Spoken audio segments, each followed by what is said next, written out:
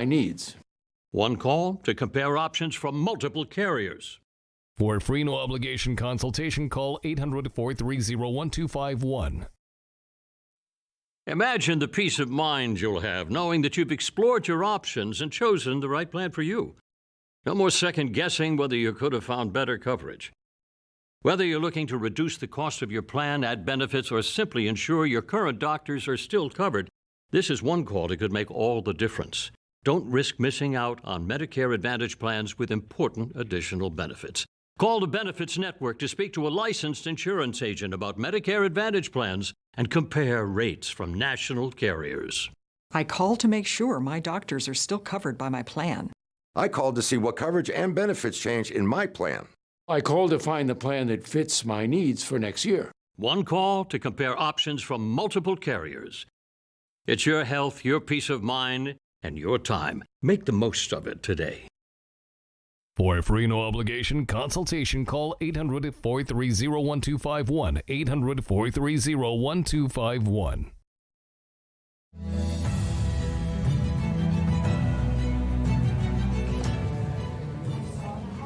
Welcome back. Dozens of original Bob Ross paintings. Yes, those happy little trees, blue skies, and puffy white clouds are going up for auction. The works were created live on his PBS show, The Joy of Painting, which ran for more than a decade. The auction will support public television, the same network that made him a legend. Decades after his death, Ross's gentle voice and no mistakes, just happy accidents spirit still inspires millions. John, he had such a soothing voice, and he was incredibly creative with all of those beautiful paintings. Yeah, you know, I grew up watching Bob Ross, do those paintings. And, this is breaking news. I don't have an artistic bone in my body. Oh, okay. Yeah, me neither. But I enjoyed watching his enthusiasm, and he had such a calmness about him. Yeah. Right? So and when you look at the paintings, it was so tranquil. It was so relaxing. He brought a sense of peace and joy. He did, and this is something maybe both sides of the aisle can get behind, because instead of public funding, all of our taxpayer dollars going to PBS, I mean, he's actually going to provide private funding from his own work. So all about that. We're not paying for it. Good for you, Bob Ross. And one of his paintings, his first one, was actually up for auction. It's listed at $9.85 million. So pretty hefty price. That is awesome. Yeah. Well, big news about the government shutdown, with both Speaker Johnson and President Trump making announcements today. Newsmax will have the latest. Stay tuned. More First Edition straight ahead.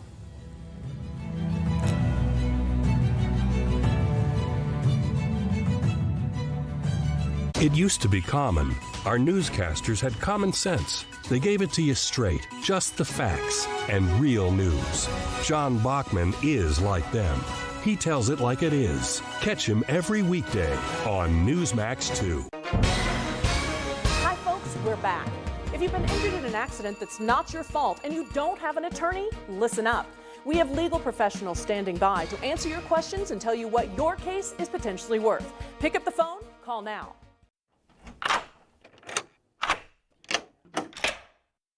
I'm Jonathan Lawson. If you're 50 to 85, I have an important message about security. Write down the number on your screen so you can call when I finish.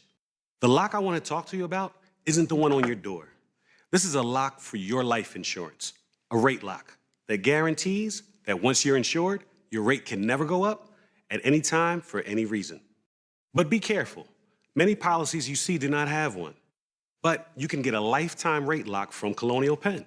Call this number to learn more. This plan was designed with a rate lock for people on a fixed income who want life insurance that fits their budget and is simple to get. Coverage options start at $9.95 a month, less than 35 cents a day. Act now, and your rate will be locked in for life. It will never increase, guaranteed. This is lifelong coverage that can never be canceled as long as you pay your premiums, guaranteed. And your acceptance is guaranteed, with no health questions. You cannot be turned down because of your health. Call for your information kit and read about this rate lock for yourself. You'll also get a free beneficiary planner. Both are free with no obligation. Don't miss out. Call for information, then decide. Read about the 30-day 100% money-back guarantee. Don't wait. Call this number now. Call now and you'll also get this free beneficiary planner. Use this valuable guide to record important information and your final wishes. And it's yours free just for calling. So don't wait. Call 1-800-355-9660. That's 1-800-355-9660. There's no risk or obligation. That number again is 1-800-355-9660. That's 1-800-355-9660. Call now.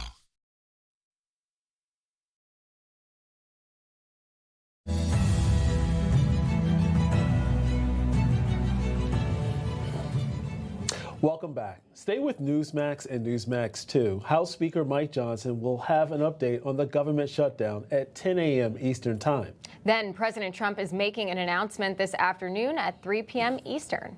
So that's, you know what, we really look forward to this information. Maybe perhaps there'll be some compromise. But there's a lot of conservatives all across America, Krisha, that are saying, you know what, this is the time. Right, the stand-up is a clean CR. It still comes with a lot of spending, but it's actually holding the line against an additional $1 trillion in spending that the Democrats want to engage in. This is a routine practice, passing a clean CR, but the Democrats, as we know, I have a feeling we'll be going into day 17 tomorrow, John, unfortunately. And if we go into day 17, that means we're going into the weekend, and you know what? The clock is ticking toward month end, because at that time, that's when money will run out to pay our troops, federal workers, and things of that nature. And this is detrimental, or could be detrimental, to America as well. Come to the Dove's open house and see our brand new studios that you helped make happen. October 29th from 10 to 1 p.m.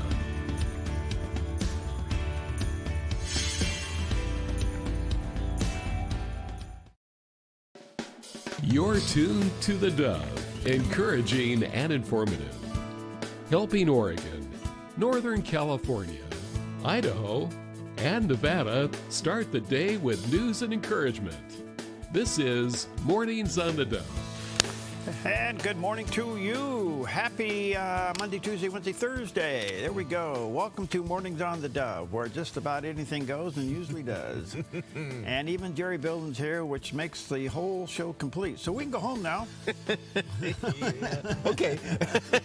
No, we got a lot to talk about. A lot to talk about. A lot of news today. There always is. The weather is beautiful. And let's see what else. I noticed people burning piles yesterday, but I think they're outside that district. Yeah. I think so it's kind of a weird thing, because I don't think you can do the other ones until November. Right. How chilly was up your neck of the woods this morning? This morning was 42. Okay. 39 around my house. But so I'm not a little bad. Higher, yeah. Yeah, not bad. All right. Good morning to you. Happy Thursday, better known as Friday Eve. A lot in the news. We'll get to it. What's up? Well, it is a very special day for all of those in charge. Oh. It's National Bosses Day. Really? Enjoy. Now, I'm not sure what it means. I don't know what... You better. I don't know if it gives you anything extra on this day other than what bosses already have. Do you like chocolates or tacos? Or you better. That's all I got to say. So enjoy your day, and we'll move on. It's National Get Smart About Credit Day. Oh. Of course, credit card debt is a big issue in our country, and we have to make decisions about how much and on what you're going to spend money, especially if you're going to borrow that money. And you know what that brings me back to? The government shutdown. There you go. Hey, you know, we're supposed to be frugal in our households. We're not supposed to spend more than we bring in. We're not supposed to run deficits. And if there's a budgeting issue in your house, you don't shut down the house, do you? Well, maybe sometimes you have to. I guess, but that's where we are now. Yeah. And it continues. They just kiboshed it again. They had another vote on it. I know. And we continue shut down. And every credit card should come with a pair of scissors. Yeah. And you know what? It's interesting. On the way in, I'm hearing they're continuing with credit card scams these days. Oh, boy, they're a bunch It just continues. So, you know, be careful what you spend it on. And, of course, if you see those charges come on that you didn't do, report it. Get back to them. And, of course, there are other things, too, that sometimes con people, let's call them, will call you up and say you have a problem with your credit card. We need to help you fix it. Yeah. Don't do it. No. There's a lot of that stuff going on. It's also National Sports Day. Support your favorite teams. And there's a lot of stuff going on right now. Hockey has started. Baseball playoffs are going on. Football is going. It's kind of a distraction if you have more than one team playing right now. Yeah. So is hockey and boxing in the same season? You know, that's interesting that you say that because boxing has no season. Oh. Yeah, I mean, boxing takes place all the time. Yeah. And you know what's going on in some of our lives, in our sporting lives? My favorite teams now have a whole bunch of little people on them who call me Grandpa. Oh, and we're going to games left and right. Good for you. And of course, it all changes when you're a grandparent as opposed to a parent. When you are a parent, you're in there and you're like coaching from the sidelines. You're trying to get your kid to do the right thing. Oh, yeah, he's going to be the greatest. Right. And then when you're a grandparent, you just sit there and go, I don't care. Yeah, I'm just happy they're participating. I'm happy I'm here to watch it. Yeah. I'm just going to root them on. It changes the whole flavor of the game. It does. And let me ask you this. Are your grandkids' parents alongside doing what you did? They absolutely are. Really? Yes. Oh, my goodness. I want to see Blake and Jenna, Pete, and Jonathan running up and down the sideline. Oh, we got stories, man. We've got stories. All right. Okay, it's also National Department Store Day.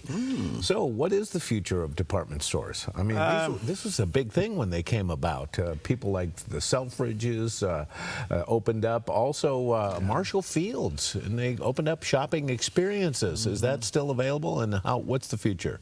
I think they're finding a new way of doing business. I don't think they'll be completely wiped out because people like to go in and feel things before they buy it and try it on. You know, that's a great point. Yeah. Yeah, there's some things you can buy online. There's some things you gotta grab. You have to have that tactile experience. Yeah, you do. And you do have to try it on. Yeah, you have to try it on. Plus, many department stores that, you know, they have their unique environments. A lot of stores were the first to introduce revolutionary conveniences like escalators, elevators, and even air conditioning to the public. Yeah. So go spend some money. There you go. But remember, it's National Smart About Credit Day. Yeah. So don't charge anything you can't afford. There you go. Also National Dictionary Day. Speaking of the future of such things, are they going to print dictionaries anymore? Good question. Yeah, I wonder. That's a great question. That's a dictionary, right? Yeah. The only thing about, you know, it sounds, well, I gotta be careful. I don't want to be political this early. Oh, yeah, you do. No. But it's interesting to me that there is a certain ideology that's attacked everything that's normal. Yeah. And now they're attacking words. Yeah. To the point where they're actually getting them in the dictionary. Yes. Have you noticed that? Yeah. And so the dictionary always incorporates several words a year into the lexicon as being legitimate. Right. And they're really just baloney. I'm being nice. Yeah, but they keep coming up. And then, you know, we have this problem where there are, you know, because we are so politically oriented these days, that different, you know, people in different organizations change the meaning of words. Yeah. To be convenient for them, to further their cause. Yeah. Words like choice. See? Yeah, it's bizarre what goes on out there. Yeah, you just got to be careful. You got to know that words mean something. Boom. You know, I'll tell you what, until you become an attorney, you don't understand that. Yeah. But attorney win and loses cases on the true meanings of words. Good point. And how they're applied. Yeah. So words do mean things. All right. You're almost an attorney, so you know these things. No, I play one on TV. Yeah. All right. Well, at the stage of life at which we are at, many of us know an awful lot about babies. We have a lot of baby knowledge, but did you know that babies can taste things at a level way above what we can taste as adults? Really? That's because a baby has around 30,000 taste buds and adults have only around 10,000. And babies' taste buds aren't just on the tongue, but also on the sides, back of the throat, roof of the mouth, as well as on their tonsils. So if you don't taste things like you used to, Now you know why. Really? Yes. You know, we've seen babies, you know, sometimes when they taste something for the first time, they have these unusual expressions and very explicit expressions. Yeah. It's because they taste it on a level we don't anymore. Wow. It's kind of a lot of things when we get older that we lose. Wow, that's pretty cute. I didn't realize that. We have another baby story coming up a little bit later. Oh, do we? Yeah, okay. It's pretty cute. All right. All right, 8 minutes past the hour on this beautiful Thursday morning. Here's a guy that burned all his taste buds out with hot sauce. A look at our weather from Grange Co-op. Today in northern Oregon and southern Washington, increasing clouds through the day with daytime highs near 59 in Vancouver and low 60s for Portland, Wilsonville, and McMinnville, with a chance of showers moving in tonight. Moving down the Willamette Valley, increasing clouds with daytime high temperatures near 62 for Salem and Albany. Mostly sunny and calm in Corvallis with a daytime high near 62 and Eugene near 63. Widespread frost this morning across central Oregon before 8 a.m., then mostly sunny with highs in the low 60s for Prineville, Bend, and Sun River. Over in Boise, Idaho, sunny skies with daytime highs near 60. Mostly sunny skies and breezy today along the Oregon and Northern California coast with highs in the mid-60s for Coos Bay and Port Orford, near 57 in Brookings, and low 60s for Crescent City, California. In southern Oregon, sunny skies continue in the Rogue Valley and Klamath Basin with daytime high temperatures in the upper 60s for Grants Pass and Medford, mid-60s around Ashland, and near 63 in Klamath Falls. Into Northern California, sunny with daytime highs in the mid-60s in Wairika, sunny in Redding with a high near 76 and Chico near 73, early patchy fog, then sunny with a high in the upper 60s around Sacramento. In the Bay Area, patchy fog before 11 a.m., then sunny and near 71 in Santa Rosa and 69 in Napa. Sunny in San Francisco with a high in the upper 60s and a light west wind. And patchy fog, then sunny and low 70s in San Jose. A snapshot of your Thursday weather from Grange Co-op. All right, a little bit of a snapshot down south this morning. Sun's not quite up there in the big LV land. Yeah, I like that. LV land. Yeah. And Las Vegas, what's it supposed to be there today? Well, looking at sunny skies today, a high near 68. You're going to have the same high in Las Vegas as you have in San Francisco and Medford, Oregon today. Really? Yeah, and a light northwest wind moving in this morning and starting to warm up. You'll see mid and upper 70s in the coming days, so not bad. All right. All right, well, you know, we talk about being expats on this earth. You know, our citizenship is somewhere else, and Dr. David Jeremiah reiterates. He says, our residence is in heaven, and we have our heavenly passports. Our residence is in heaven. Heaven is not just our future home, it's our true homeland. Think about what happens and what it means to be a citizen. If you've ever applied for a passport, you know the process. You have to fill out documents, provide your birth certificate, proof of your residency, and much more. Because a passport proves your allegiance. It tells the world, this is where I belong. Now imagine heaven using passports. On the day we were saved, heaven stamped our citizenship papers. Put it this way in Philippians 3:20, for our citizenship is in heaven. Now, I was born in Toledo, Ohio. I live in Southern California. My real residence is in heaven. I'm a citizen of that land. I'm currently here on earth on an assignment. I am an ambassador for the Lord Jesus Christ on planet Earth. But there's more. We're not just citizens of heaven. We're children of the King. We aren't just inside the door. We're inside the door, seated at the table of the King of Kings and Lord of Lords. We actually outdo the angels in that regard because we have no record that the angels are at the table. So when we get to heaven, we're not there as guests. We're there as sons and daughters. Mm-hmm. Well, you know, every once in a while we need to stop and have that perspective. Yeah. Because I think we get so busy down here that we forget we're going to spend eternity somewhere. Great point. And the question is, do you know where? You'll spend it somewhere. Yeah, true. All right, good morning to you. 12 minutes past the hour. Let's take a look at some of the top stories. This story here this morning is really weird. I don't know if you watched some of the debate with the Supreme Court yesterday dealing with election laws and redistricting and congressional maps. and voter problems and voter integrity. It's called the Voting Rights Act. And in this exchange, one of the people arguing before the Supreme Court made the comment that even white Democrats don't vote for black candidates. And I'm going, oh my stars, okay?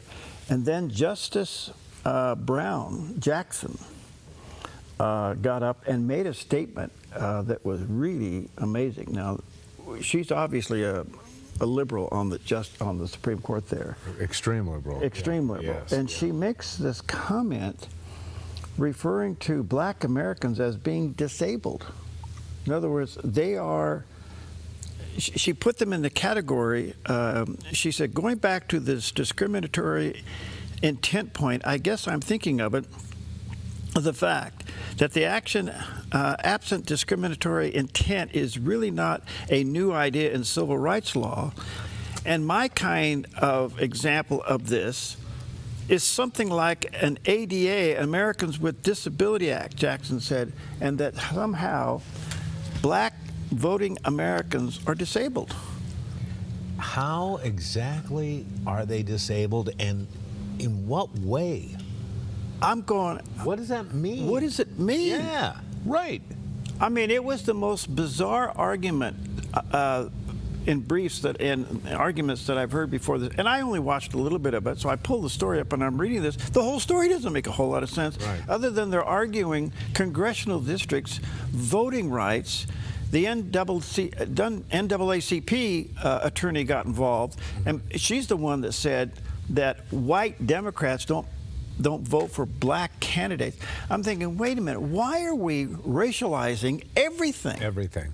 Absolutely everything. I mean, you talk about poking the fire. Yep. Gosh. Yep.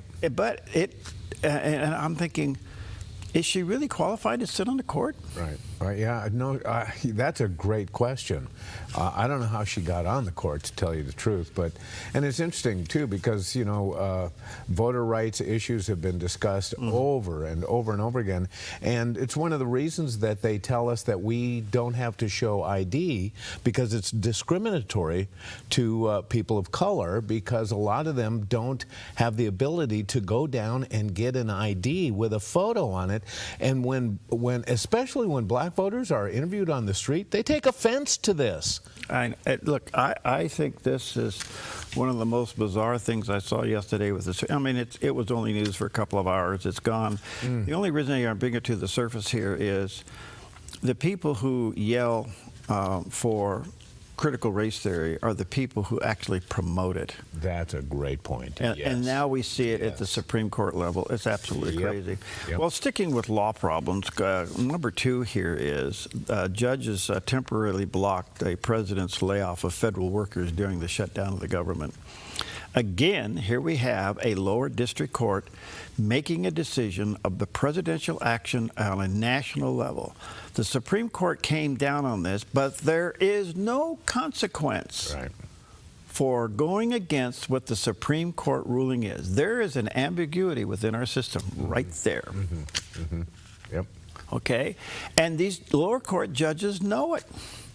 Yeah, they do. They're just ignoring it. And so you have to ask yourself, all right, Mr. Supreme Court Justice, top guy John Roberts, you're going to have to figure out how to tighten this one up, because the credibility of the court's sitting here. What good is the court ruling if it can't be?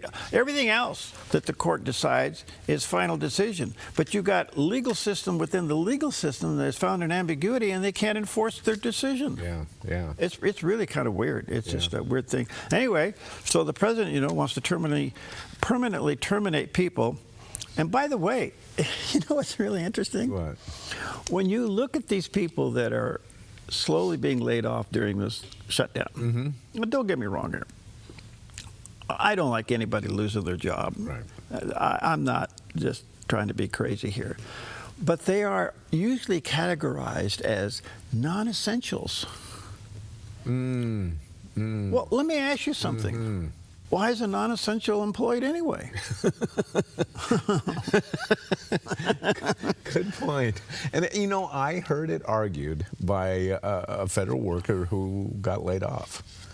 And they were saying that it was actually illegal, against the law, to lay them off from their job working for the federal government. And my mind could not get around that. I thought, can you imagine? You know, I've been working in the private sector, and you too, your entire life.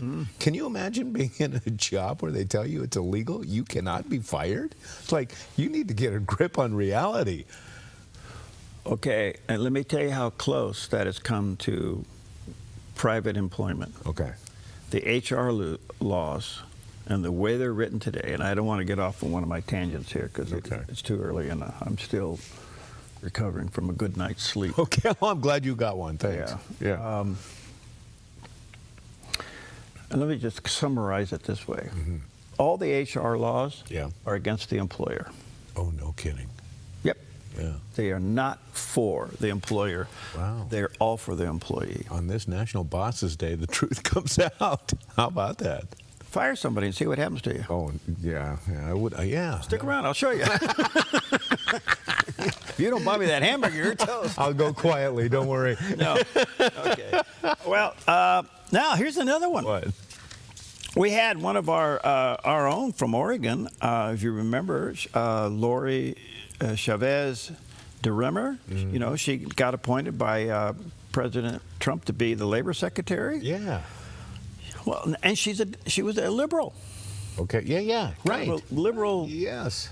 I don't know. Raised independent. She's a little on the right, a little on the left. Right. Kind of raised a few eyebrows when she got appointed. Yeah, yes. she's a little mushy in the middle. But right. well, anyway, yesterday was kind of interesting. She comes out and says the shutdown breaches. She goes after the Democrats. She says, called it the Democratic shutdown breaches the deal with taxpayers. Wow. Here's what she had to say. All of the investments that the president has done with our fair trade practices, with our tariff revenue, all of that comes to a screeching halt, and the momentum stops for the American people. This is so important to get back to work. You don't negotiate appropriations and policy during a shutdown. That is the one tenet that elected leaders have, and that's to keep the government open. That's what they're elected to do, to have the government work for them. The contract from taxpayers has been broken, and it has been broken by these Democrats. And so we have to continue to, the momentum has to continue to go. For the Department of Labor, that means our Make America Skilled Again grants have to come to a stop. We need to get those dollars out to have a trained workforce. Some of the things that we've been able to do is our H-1B visa program. It is important to make sure that we're protecting the American workers. And so we're going to continue down that road. But I can tell you this, everything else comes to a screeching halt. And for our American businesses, that is going to affect them when they cannot find that skilled workforce. So I'm urging all of my colleagues to continue to fight, but this is important to this president. It's important to the American people. The political games that the Democrats are playing is not common sense approach. I do not understand why they would want to fight on an issue to give $200 billion to illegal immigrants on the only health care that they're offering, and it's not for the American people. So we're fighting for the American people. We're fighting for the American workforce, and I urge my Democratic colleagues to get to the table, open up this government, and then get back to the negotiations that the American people deserve. Well, that's refreshing, quite frankly. It's nice to hear, And the last story is, it looks like Hamas is deciding not to disarm. Where is this going to go? It looks like it's going to be a breach of Phase 2. And we'll hear more about this coming up from CBN Newswatch a little bit later on, but it looks like things are gearing up for, getting back into the military action. Now, how this plays out, I don't know. But, there's something else that's going on, and only a few news sources have covered it. Do you realize that there's actually a civil war going on with the Palestinians and Hamas? And Palestinians are taking, Hamas are taking Palestinians that don't agree with them and executing them in front of people? Yeah, publicly, yeah. Publicly. Yep. And so these barbarians, and so do we really think we're going to get a deal with these people? Well, Probably not, but the big and most important part of all this is the hostages. Yeah. The living hostages have been returned, and remains are also being returned. Yeah. Well, that's the only bargaining chip Hamas had.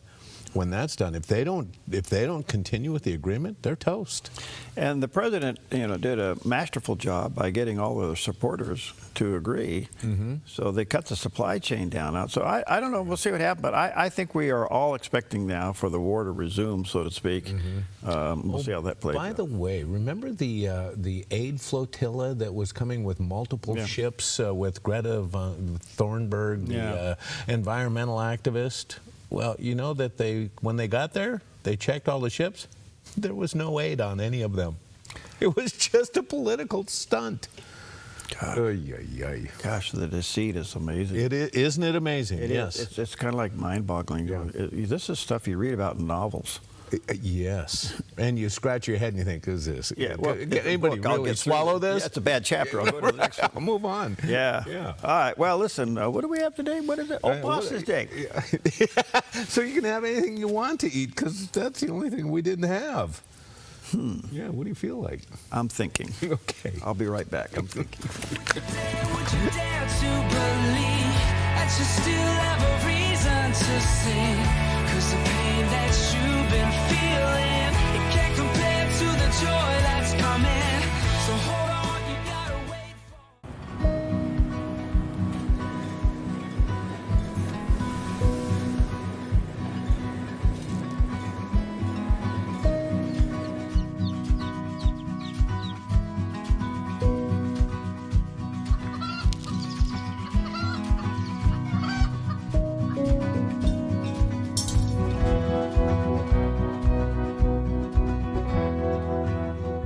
Grange Co-op, where big ideas grow.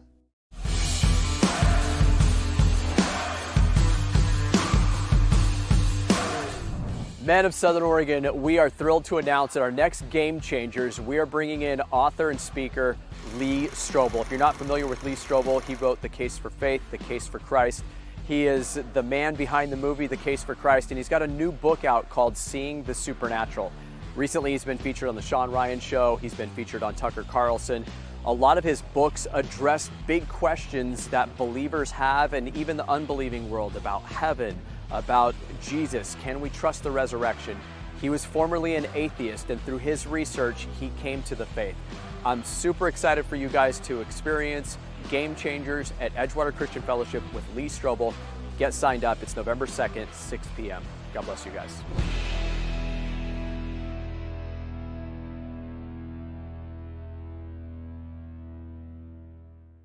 I went to KFBK. That's the station that Rush Limbaugh got a start at, and I helped that station become what it is today, which is the #1 news talk station in Sacramento. And then we had the opportunity to buy a daytime AM station in Southern Oregon. It was licensed to Ashland, Oregon, KDOV. I quit my job and sold my house and bought the radio station. The Dove Radio, 65 years. All right, good morning to you. 26 minutes past the hour. A couple of backyard stories. The federal judge, but this is interesting. As you know, in Portland, we got a lot of problems up there. And President Trump, on 2 attempts, has tried to send the National Guard in. The lower district blocked it and said, no, you can't do that. That goes to the appeals court. And yesterday, the appeals court decided to extend the lower court's holding for until, let's see, did they put a date on it? For another 14 days.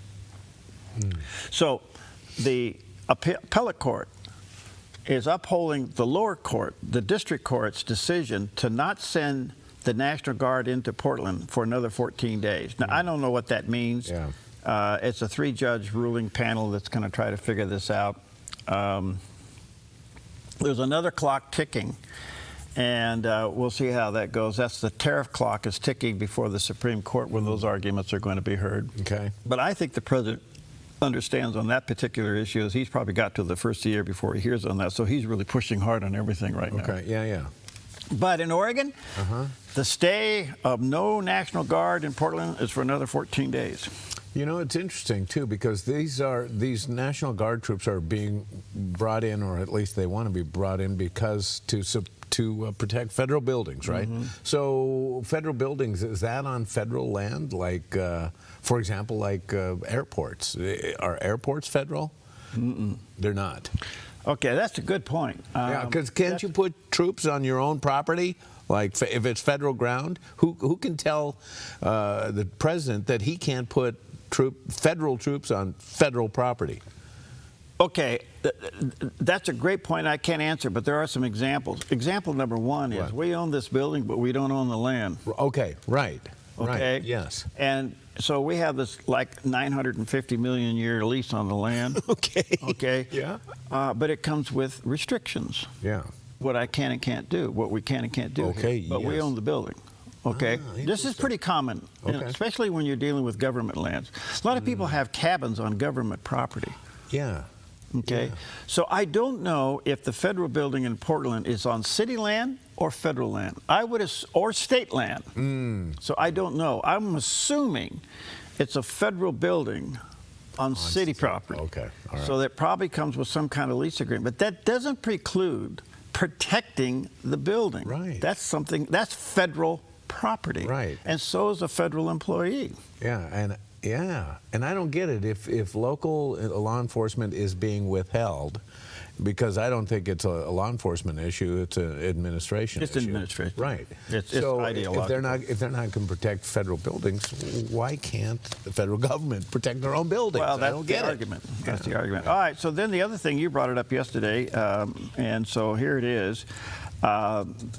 You realize, going back to the big problem in Oregon, is that we were $350 million short of the Oregon Department of Transportation budget. It was so messy and so controversial, it didn't get through the end of session in June.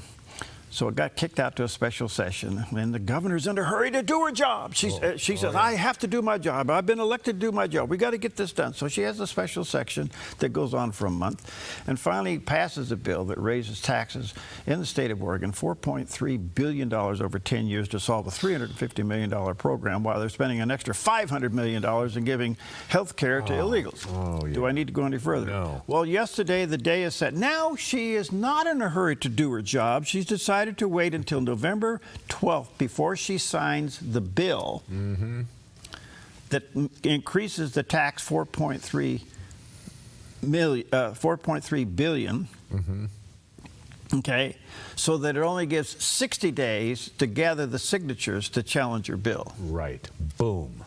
Yes. Politics, I'm telling you. Oh, politics on steroids. Oh, gosh. Yes. All of a sudden. You know, we need to go back to, what was the food thing you had today?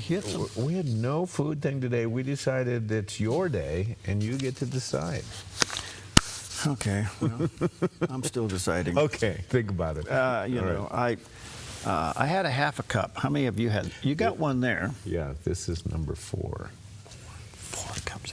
Well, you know what? I keep bringing these reports about the health benefits of coffee. I'm just trying to maintain. You've been bought out by Steve. Well, Steve and I are very like-minded in this. The two of you are the same cult. And on the same page. Oh. Yeah. You know, we got something. Come on, man. No, you guys belong to the coffee cult. Just a little side note here. What? Yeah, you like the new coffee we found over there? Yeah, it's very good. Yeah. Okay, it's good bean. It's good. Okay. All right. So I didn't know that you could get the good bean from Jacksonville in those little pods. Yes. Yeah. And so Jerry's discovered that over there. That's why he's on his 4th cup. And I'll guarantee you, number 5's coming. We'll be right back. Yeah. Well, I happened to wake up at like 2:10 this morning, and I've been there since. Okay, let's take a look at the satellite image. Oh, okay. Sorry about that. I keep doing that. Sorry. Don't yell at me, Scott. My fault too. I'm stuck We're okay on coffee. for a couple more days before we see rain. Okay. Yeah. And when it comes, it's not going to come very in much intensity. But hey, we keep hearing about this Board of Peace that the president's talking about, and at a news conference with Egyptian President Al-Sisi, President Trump and Steve Witkoff comment on the many applicants that they're receiving from those who want to be on the Board of Peace. He's a good man. Thank you. He's a good man. We're with him all the way. Will he be on the Board of Peace, sir? I'd like to have him on the board. I'd like to. We may need an interpreter, but that's okay. We've had many leaders want to be on the board, actually, the Board of Peace. It's taken on, Steve, I'd say, a life of its own. Do you want to discuss that, what's happened? I think we have a long list of applicants to be on that board. Everybody wants to. That's very nice. That's better than the other way. Usually it's the other way. Nobody wants to be on the board. But it's really taken on. This whole thing has taken on a life that's very different. So it's been really a great honor. And you people have done a fantastic job. I want to tell you, we appreciate it very much. Okay, well, I'd like to be on that Board of Peace. Yeah, I would too. I think it leads in a little Christian input, don't you? Yeah, I think it does. Now, this is where peace has to have its real meaning.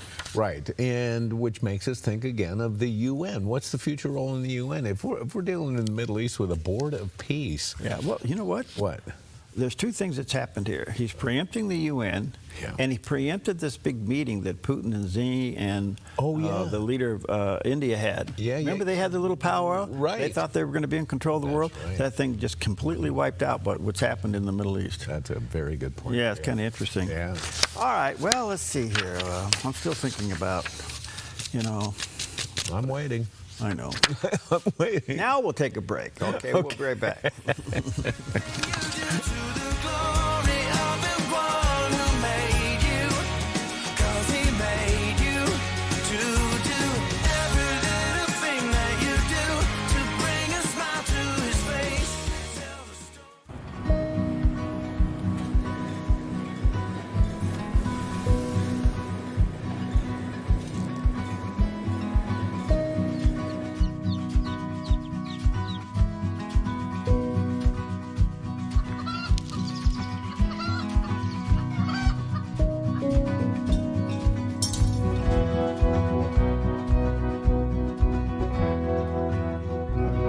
Co-op, where big ideas grow.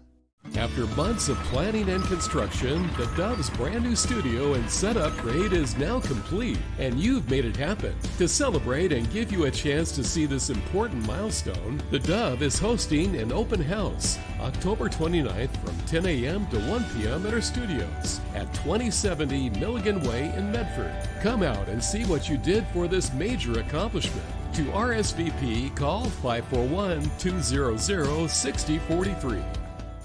Faith isn't meant to be hidden. It's meant to be worn boldly, shared joyfully, and lived daily. At wearyourjesus.com, every piece isn't just clothing. It's a conversation starter. Whether at school, work, or your favorite hangout, your style can point to the hope of Jesus. Visit wearyourjesus.com today and be bold in your faith. And for a limited time, use the discount code below at checkout to save big. That's wearyourjesus.com. Wear it, live it, share it. Put your gold in an envelope, mail it. Hopefully you get a check. Nah. Father and son jewelry, bring your gold in, we weigh it, we check it, we make you the offer. Or turn you something old into something new. Whether it's an idea, a picture, or a piece you want to duplicate, we can melt it down and make it for you. If you find your perfect piece in store, trade your something old for something new, and you always get a little extra. Visit Father and Son Jewelry, 5 generations of family in Medford. Welcome back, 24 minutes before the hour on a beautiful fall Thursday morning, better known as Friday Eve. The colors, look at the colors out our window here this morning. And just beautiful out there, all the way around. Well, it doesn't look like Hamas was going to cooperate during stage 2 of the peace deal. So let's check in with CBN Newswatch and get caught up. The second phase of President Donald Trump's Gaza peace plan may prove much more difficult than phase 1. Phase 2 requires Hamas to disarm, but so far the terror group has given no indication it is willing to give up its weapons. Appearing on this week's episode of The Global Lane, Jewish News Syndicate Jerusalem Bureau Chief Alex Tremaine explains how Hamas may be forced to disarm. First and foremost, they're still firing at Palestinians in the Strip, those that had been considered to be collaborating with Israel, are being shot down in the street. The CENTCOM commander, Admiral Brad Cooper, stating that Hamas is shooting at innocent Palestinian civilians in the Strip. Now, phase 2 of the plan calls for the creation of an international stabilization force. We don't know what is going to compose that force. The United States said it would commit 200 troops to implementing what you mentioned as phase 2 of the plan, but also stressed that those 200 troops would not be going inside the Gaza Strip. So it's not clear who is going to force Hamas to disarm. The Prime Minister's office here in Israel is stating emphatically that as far as they're concerned, we're still in phase 1 of the deal. All of the bodies of hostages haven't been returned. And at the same time, that if Hamas refuses to disarm, that we will not get to a phase 2 of the deal, and that Hamas is going to be disarmed one way or the other, whether they stand down and disarm themselves or the International Stabilization Force does that. If not, Israel is going to do it. Well, Israel says it will not withdraw completely until Hamas is disarmed. And I guess the IDF claims it has destroyed 90% of Hamas's military capabilities and their fighters. So what's left to get? Well, I think that that's correct, that really Hamas has been filed down something like 80 to 90%. In terms of the potential of Hamas to threaten the Israeli home front right now, considering that the IDF is still holding about 50% of the Gaza Strip, and even when they pull back, there's going to be a significant buffer zone in between the areas that are controlled in Gaza by Palestinians and by Israel, which was attacked on October 7th, so that you won't be able to have another October 7th style attack. But at the same time, part of what Israel requires is that Hamas not be the ones governing the Strip. Hamas cannot be in control of the Strip. So as long as you have, let's say there's 10,000 terrorists left with assault rifles, they can still do a lot of damage just by imposing their will and their force in the Gaza Strip, something that is not permitted under phase 2 of the plan. And it's not just Hamas. There are other radical Islamic militants there with guns. So what are the chances then that an Arab and Turkish security force, maybe Egypt, Turkey, Qatar, others would actually put boots on the ground in Gaza and forcibly disarm Hamas? Well, that's what we're waiting to see what's going to happen. I mean, we had this President Trump going to this Sharm el-Sheikh conference, for peace in Gaza with the president from Turkey, from Egypt, from other countries, the Qatari prime minister, others, Emir, I think, was there. And we don't really know exactly what they're pledging to do. The president made it clear that they are pledging, those that have it, to put funding towards the rebuilding, but it's not clear yet if any of them are prepared to send troops inside the Gaza Strip. And as long as Hamas is not going to go into a period of quiet, right, and maybe they won't hand forward all of their assault rifles, but if they're going to continue to use their assault rifles in the street and not even permit quiet, if President Trump and his Board of Peace cannot figure out some kind of stabilization force to force Hamas to disarm and for Gaza to be demilitarized, then I think you are likely to see either on the least end of it, that Israel will not relinquish the other 50% of the Gaza Strip that it continues to hold until such a time that Hamas is demilitarized. And on the more aggressive side, that Israel could actually go in and to have regular counterterrorism operations inside the Gaza Strip when they see terror activity manifesting. And what about future governance? I mean, Hamas wants a role, at least in the transition. They've rejected the idea of even former British Prime Minister Tony Blair and other non-Palestinians having oversight in Gaza. I mean, I don't see a role for the Palestinian Authority either. Do you? What's going to happen there? Well, Israel has stated that they will not accept any agreement where Hamas has any role in governance of the Strip, and they also will not accept an agreement where the Palestinian Authority has any role in the governance of the Strip, even though the 20-point plan did lay a pathway toward Palestinian Authority governance in the Gaza Strip. only if and provided that the Palestinian Authority will undertake significant reforms, that they themselves are no longer financiers of terror, that they're no longer inciting to terror, that their textbooks, which are the same textbooks that are used in Gaza, are not inciting to terrorism, and are preaching towards coexistence and normalization with the Jewish state of Israel alongside of it. So it doesn't seem like the Palestinian Authority is going to come in the short term. And what Israel is looking for and hoping is that there are clans, and these are like militias inside the Gaza Strip, that they may not themselves be what any normal person in the West would call like a peaceful organization, but one that at least is committed to working alongside Israel and doesn't pose a direct threat to Israel, that Israel wants to hand over pieces of the Strip to militias, local militias that will work with Israel to maintain calm and police specific areas. Wow. Okay, well, this is heating up, and we'll just have to see how it plays out, but it looks like they're heading to additional conflict. All right, let's check out the weather with the guy that's always conflicted. A look at our weather from Grange Co-op. Today in northern Oregon and southern Washington, increasing clouds through the day with daytime highs near 59 in Vancouver and low 60s for Portland, Wilsonville, and McMinnville, with a chance of showers moving in tonight. Moving down the Willamette Valley, increasing clouds with daytime high temperatures near 62 for Salem and Albany.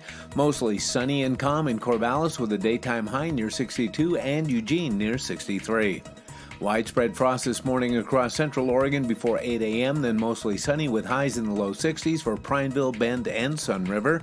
Over in Boise, Idaho, sunny skies with daytime highs near 60. Mostly sunny skies and breezy today along the Oregon and Northern California coast with highs in the mid-60s for Coos Bay and Port Orford, near 57 in Brookings, and low 60s for Crescent City, California. In southern Oregon, sunny skies continue in the Rogue Valley and Klamath Basin with daytime high temperatures in the upper 60s for Grants Pass and Medford, mid-60s around Ashland, and near 63 in Klamath Falls. Into Northern California, sunny with daytime highs in the mid-60s in Wairika, sunny in Redding with a high near 76 and Chico near 73, early patchy fog, then sunny with a high in the upper 60s around Sacramento. In the Bay Area, patchy fog before 11 a.m., then sunny and near 71 in Santa Rosa and 69 in Napa. Sunny in San Francisco with a high in the upper 60s and a light west wind. And patchy fog, then sunny and low 70s in San Jose. A snapshot of your Thursday weather from Grange Co-op.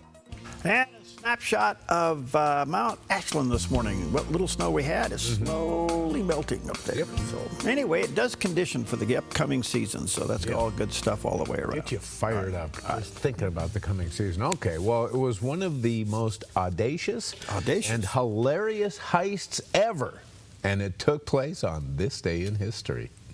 On October 16, 1906, a 57-year-old German shoemaker named Wilhelm Voigt pulled off the impossible by pretending to be an army captain. Dressed in a stolen uniform, Voigt approached a squad of soldiers outside Berlin and ordered them to follow him, and with typical German military obedience, they did. No questions asked.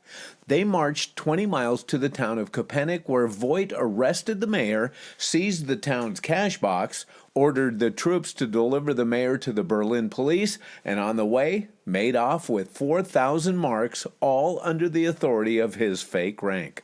By the time officials realized the captain was a con man, Voigt had vanished. The Kaiser himself reportedly laughed at the stunt, though the German army was less amused. When Voigt was caught 2 days later, he became a folk hero, mocking blind obedience and bureaucratic pomp. He was sentenced to 4 years in prison, but thanks to the amused Kaiser's intervention, served less than 2. A uniform, a little confidence, and a whole lot of nerve made Wilhelm Voigt the captain of Köpenick. Okay, you troops, follow me. We got a job to do. Yes. It wasn't related to Comey, was he? Oh, yeah, butter cheese. Sorry, couldn't resist on that one. All right, good morning, Shay. Earlier we had the story, you had the story about babies having more... Oh, taste buds, yeah. What, 10,000 more than adults do? 20,000 more. They have like 30,000. We have 10. Okay. Yeah. So here's a comedian, Michael Jr., talking about sharing with us about getting a baby to stop crying. All right. Yeah, watch this. So, me and my wife were looking at some old home videos recently of our youngest daughter being born. I'm gonna show you the video. Not her being born, because my wife would be like, "You doing what? We got some conflict we need to talk about." So it's a video of our youngest daughter being born. I took this video. The video you're about to watch is a video I took, but I didn't understand the power of it until I watched the video. So let me set it up for you. She's like 2.5 minutes old. Our daughter's 2.5 minutes old at the time. And they got her under that little chicken warmer at the hospital, the little thing to keep the french fries warm. I don't know what kind of insurance we had, but that's what they got her under. And the nurse is about to clean her up, and she starts to cry. I want you to notice what happens when she hears my voice.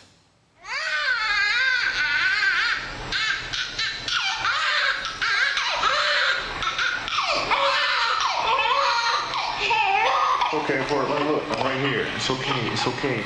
I'm right here, I'm right here. We're doing just fine. It's okay. It's okay, I'm right here. Right here, yeah, it's okay. It's okay, baby. Yo, so that was pretty powerful, right? Now it's like 7.5 minutes or so later. The nurse is done cleaning her up, and she starts to cry again. I speak up, and she stops crying again. But I want you to notice what happens when I tell her I love her. Portland, it's okay. It's okay, it's good, it's good, it's good. I'm right here, I'm right here. I am right here. I love you, I love you, I love you. Yeah, I'm right here, I'm right here. It's okay, it's okay. So here's the thing. There's going to be times in life where it feels like you're going from conflict to conflict to conflict. Or maybe you're just full of fear because of all the uncertainties right now. The key thing to do in those moments is to be still and listen for the Father's voice. Be still and listen for the Father's voice, because he is talking to you. And what he wants you to know is that he's right here. He loves you. All you have to do is open your eyes. That powerful? Wow. That's fantastic. Wow. We'll be right back.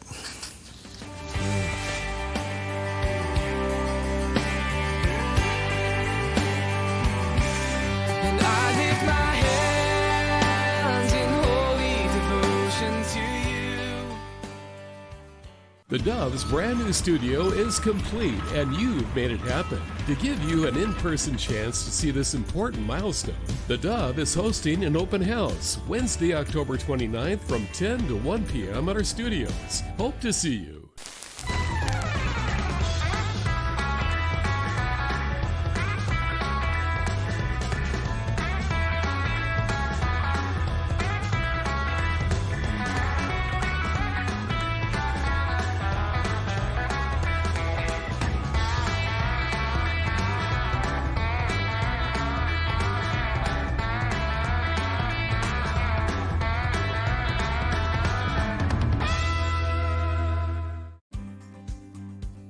Stewardship begins with the knowledge that nothing belongs to us, but everything belongs to the Lord. This helps us to run a business not in the fear of lack, but in the assurance of his care and provision.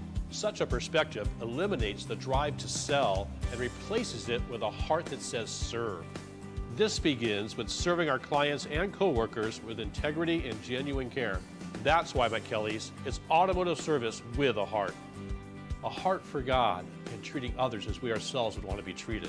Our promise is to never sell our clients anything we don't believe they need. Another is to do all we can to meet other needs, such as shuttle service and loaner cars, or taking the time to really listen, even at times praying with our customers. Sometimes this means sacrifice, going above and beyond.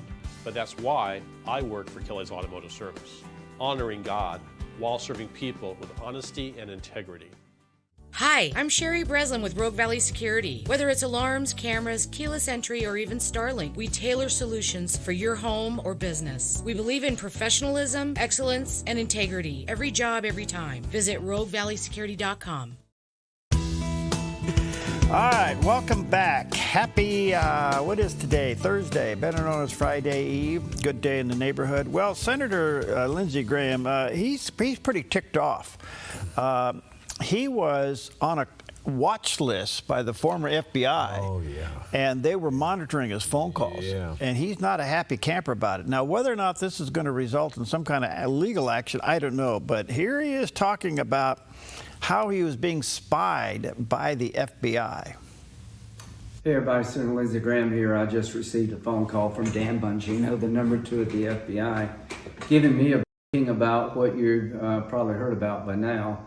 Apparently in September of 2023, Jack Smith, part of his team, asked phone companies to provide records of who I called as a sitting senator, chairman of the Judiciary Committee in January 2021, trying to figure out whether or not I should certify the election.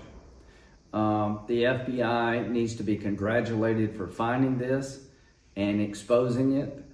Kash Patel and Dan Bongino are trying to clean up the mess they inherited.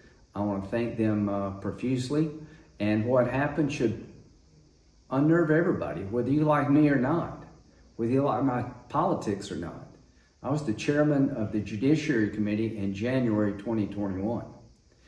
This was done in 2023, in the middle of a presidential election cycle where I'm supporting President Trump. I was the first person to come out for him. So this is beyond unnerving.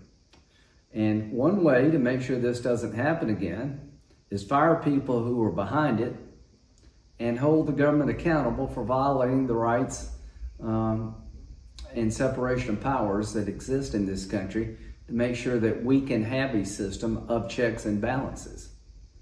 This is chilling, and I don't know what I'm going to do, but if a lawsuit materializes, I think there's a case to be made.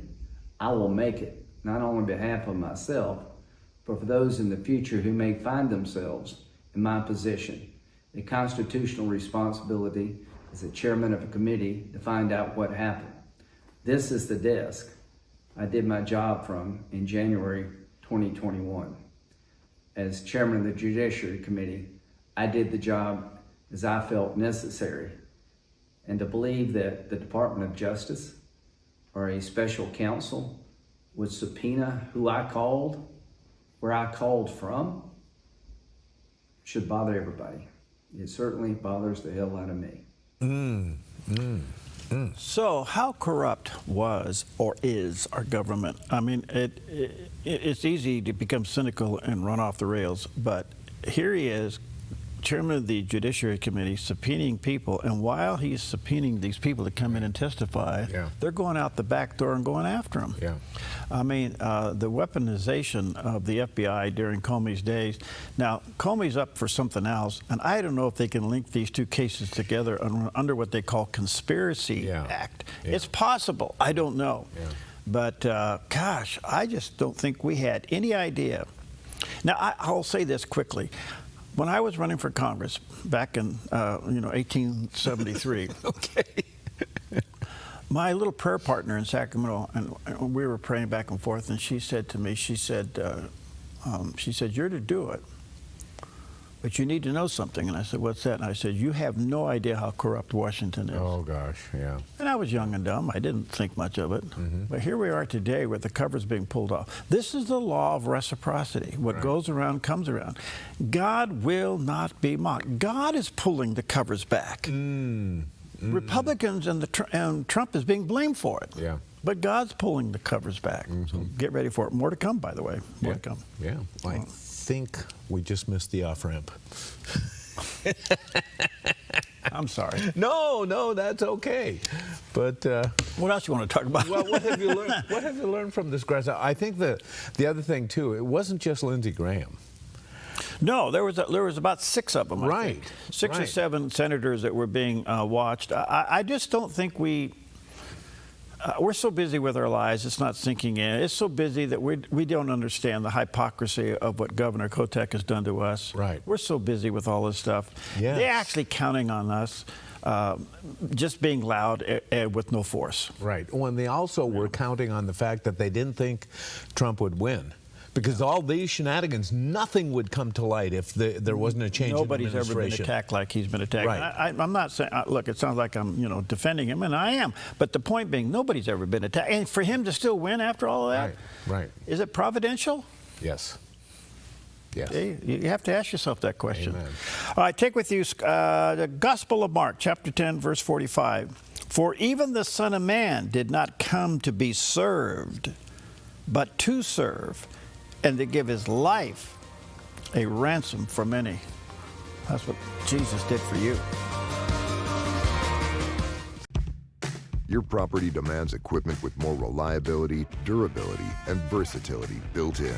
Kubota equipment is ready to get the job done right.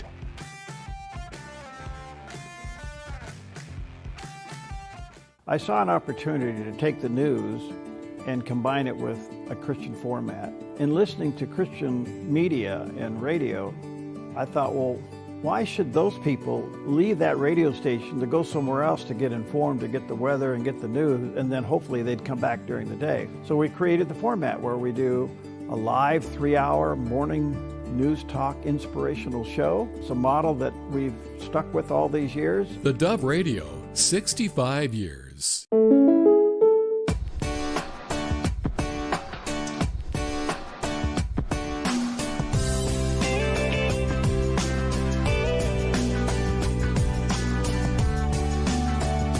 Combining your home and auto insurance could save you time and money. And who doesn't like that? When you want surprisingly great rates on auto, home, and life, call State Farm agent Rory Wold in Medford today. Like a good neighbor, State Farm is there. Heavenly Father, I just want to say thank you today. I don't want to pray just when I need something or when things aren't going my way. I need you all the time, no matter what is going on, and I just want to say thank you. Even though things aren't perfect, you are, and your plan for me is. Thank you for your grace, for your mercy, for your unconditional love for me, and most of all, thank you for sending your Son Jesus to die for my sins to prove that unconditional love, that even while I was a sinner, he died for me. Thank you. In Jesus' name, amen. Twin Factor is brought to you on the Dove TV by Black Flag Armory. Firearms, gunsmithing, training, and the best prices in Southern Oregon. Twin Factor, weekends on the Dove TV. Every day in Southern Oregon, lives are shaken by poverty, violence, and hardship. Last year alone, the Salvation Army reached more than 11,000 people in Jackson County with food, shelter, and critical support. Behind every meal served, every family housed, and every life restored, there's a volunteer making it happen. Please join us. There are many ways you can volunteer and make a difference in someone's life today. The Salvation Army doing the most good together. This message made possible by the Oregon Health Authority Hospital-Based Intervention Grant. Come to the Dove's Open House and see our brand new studios that you helped make happen. October 29th from 10 to 1 p.m.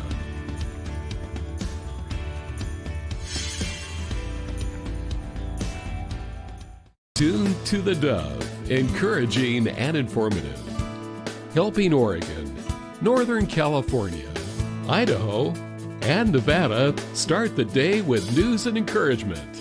This is Mornings on the Dove. And good morning to you. Happy, beautiful fall Thursday right here in the beautiful Rogue Valley. And Jerry's here, that's all that counts. And he shows up, we have a show. Yeah, you betcha. Otherwise, it gets really boring fast around here. Good morning. Yeah. Anyway, good morning to you. Happy Thursday. Beautiful fall weather. Wow, it's just gorgeous out there. Yeah. And should be nice for most of the weekend. What little's coming is little. Sunday? Yeah, just a little bit of showers maybe. All right. We'll look at that. It's seasonal hill right now, and looking pretty good out there. Hey, by the way, we had a little bit of rain, some moisture. We've been very, occupied with looking at fire activity and such things. The fire over here that we were calling Paradise, but it's not. It's Moon Complex. Moon Complex. How is that?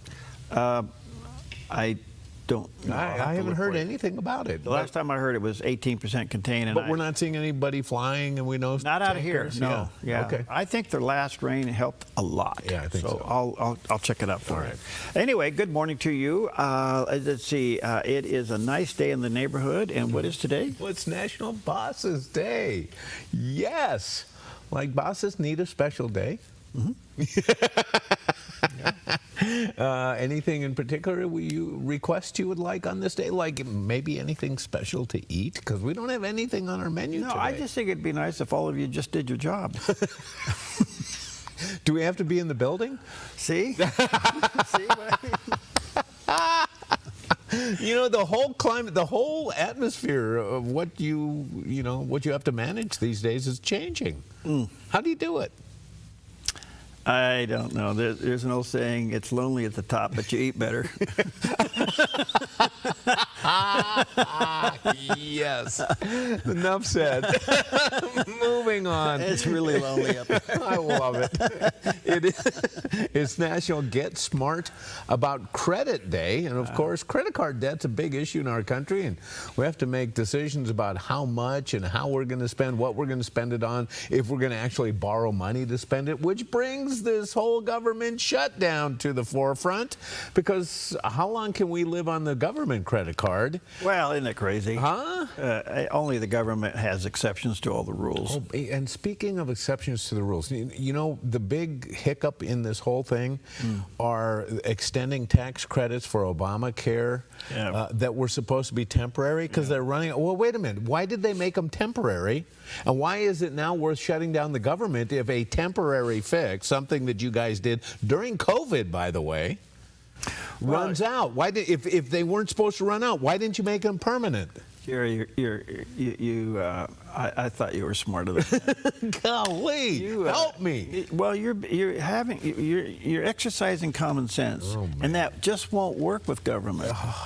The first thing you need to do is fall off the bridge. Okay, yes. Or hit your head on something, and then you'll start thinking like they do. All right. Okay. All right. I see my problem. By the way, to answer your other question, the Moon Complex fire is 34% contained. Oh, so they gained on it. They're getting a little. Oh, okay. Good news. All right. It's also National Sports Day. Support your favorite teams, and there are a lot of teams playing right now because, we're on that cusp area. We got baseball going on, we got football going on, we got hockey going on, and of course, as you mentioned, boxing's always going on. so that's happening. Even during halftime shows. Yeah, absolutely. Yeah, well, and for some of us, the complexion of some of these sporting events changes. I remember when we were parents watching our kids play. And we were into it. We wanted their team to win. We wanted them to excel because, the NFL was waiting or the NBA's waiting for them. And, man, you got to get your game up. Now, as grandparents, you go to the game, you're just happy. Your grandkids are participating.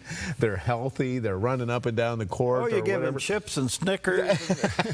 You got sugar in your pocket. The whole thing changes. And I got to say, much, much more for the better. Oh, yeah. It really does. Right. Okay, moving on. It's also National Department Store Day. So, is there a future for department stores anymore? I don't know what the future would be, but I think that the whole department store business is finding a new level. You'll always need them. I think they'll always be there, but not what they used to be. Yeah.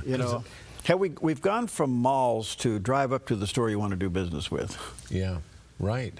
Okay. Yeah. And those are limited, but I think at the end they won't totally go away because at the end of the day you want to feel, touch, and try something. Well, that's true too. And there are some things that you can buy, because we know there's a lot of online buying, shopping going on these days. But you're right. There are some things that you got to try on. You got to feel them. You got to see what's this thing all about. Well, I can tell when you buy something online versus when you go and try it. Yeah.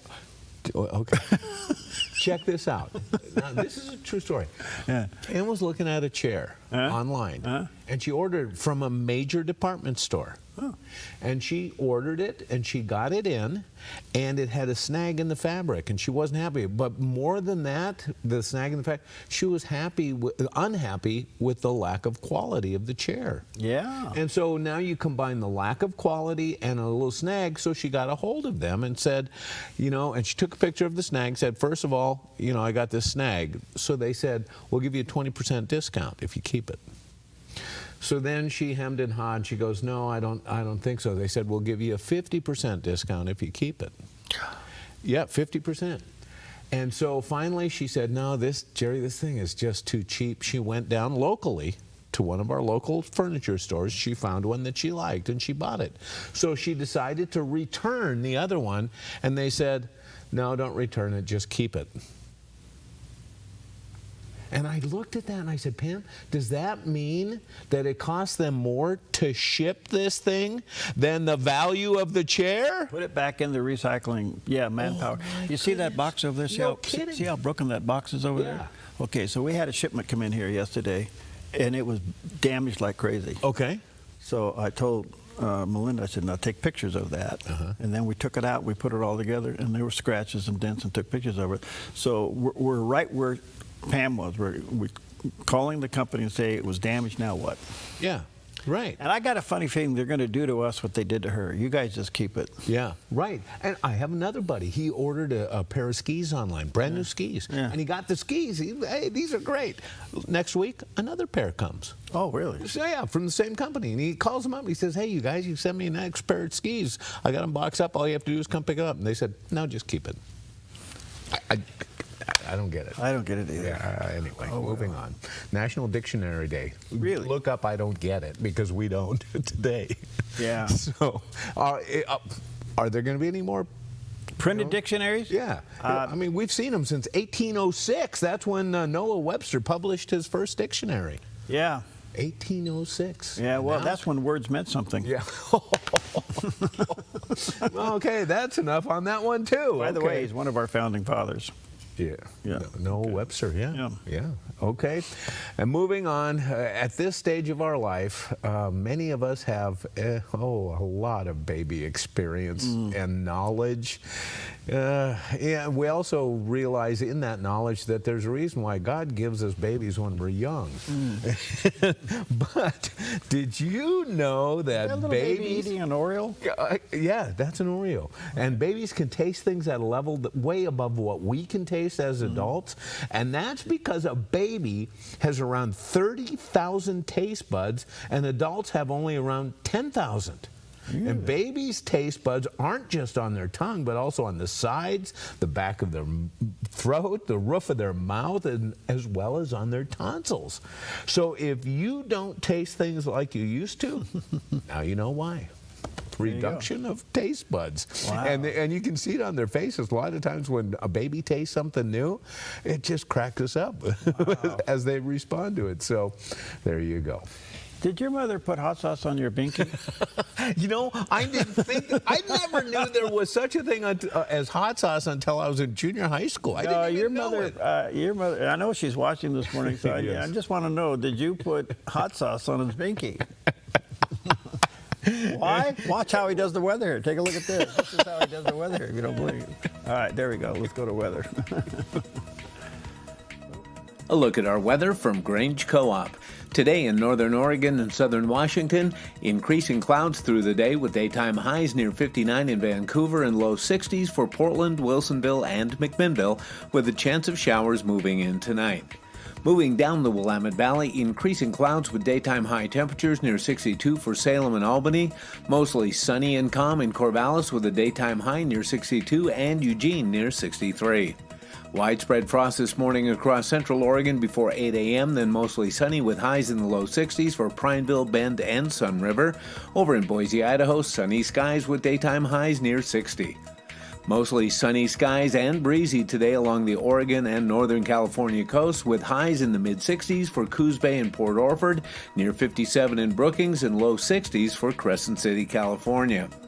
In southern Oregon, sunny skies continue in the Rogue Valley and Klamath Basin with daytime high temperatures in the upper 60s for Grants Pass and Medford, mid-60s around Ashland, and near 63 in Klamath Falls.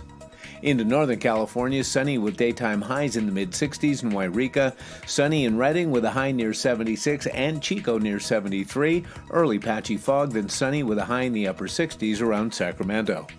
In the Bay Area, patchy fog before 11 a.m., then sunny and near 71 in Santa Rosa and 69 in Napa. Sunny in San Francisco with a high in the upper 60s and a light west wind. And patchy fog, then sunny and low 70s in San Jose. A snapshot of your Thursday weather from Grange Co-op. All right, the sun is up. Yeah. Down there at the big LV. Yeah, sunny skies in Las Vegas today. You're going to see a high of about 68, the same as in San Francisco and in Medford. Just a light breeze this afternoon and start warming up in the coming days, but a beautiful shot there. Yep. Allegiant Stadium. How about that? All right. And you mentioned yesterday the home of the Raiders. Yeah. Looking for some wins. Yeah, Anyway, they need to. Okay, when we think about heaven, what comes to mind? You know, we know that it is beyond our imagination. Yeah. Will your slice of heaven be anything like my slice, my neighborhood? Will the volumes be louder for the music that's being played? Will we have curfews on how loud and long we can play the music that we play? And oh, boy. It could be. But you know what? Heaven will be wonderful for all of us. And here's Dr. David Jeremiah to explain why. First of all, heaven is precious because our Redeemer is there. I have a feeling that when we get to heaven and we see the golden streets and the pearly gates, every other visual marvel, they will all fade into insignificance when compared with Jesus Christ. Imagine the moment that we see Jesus.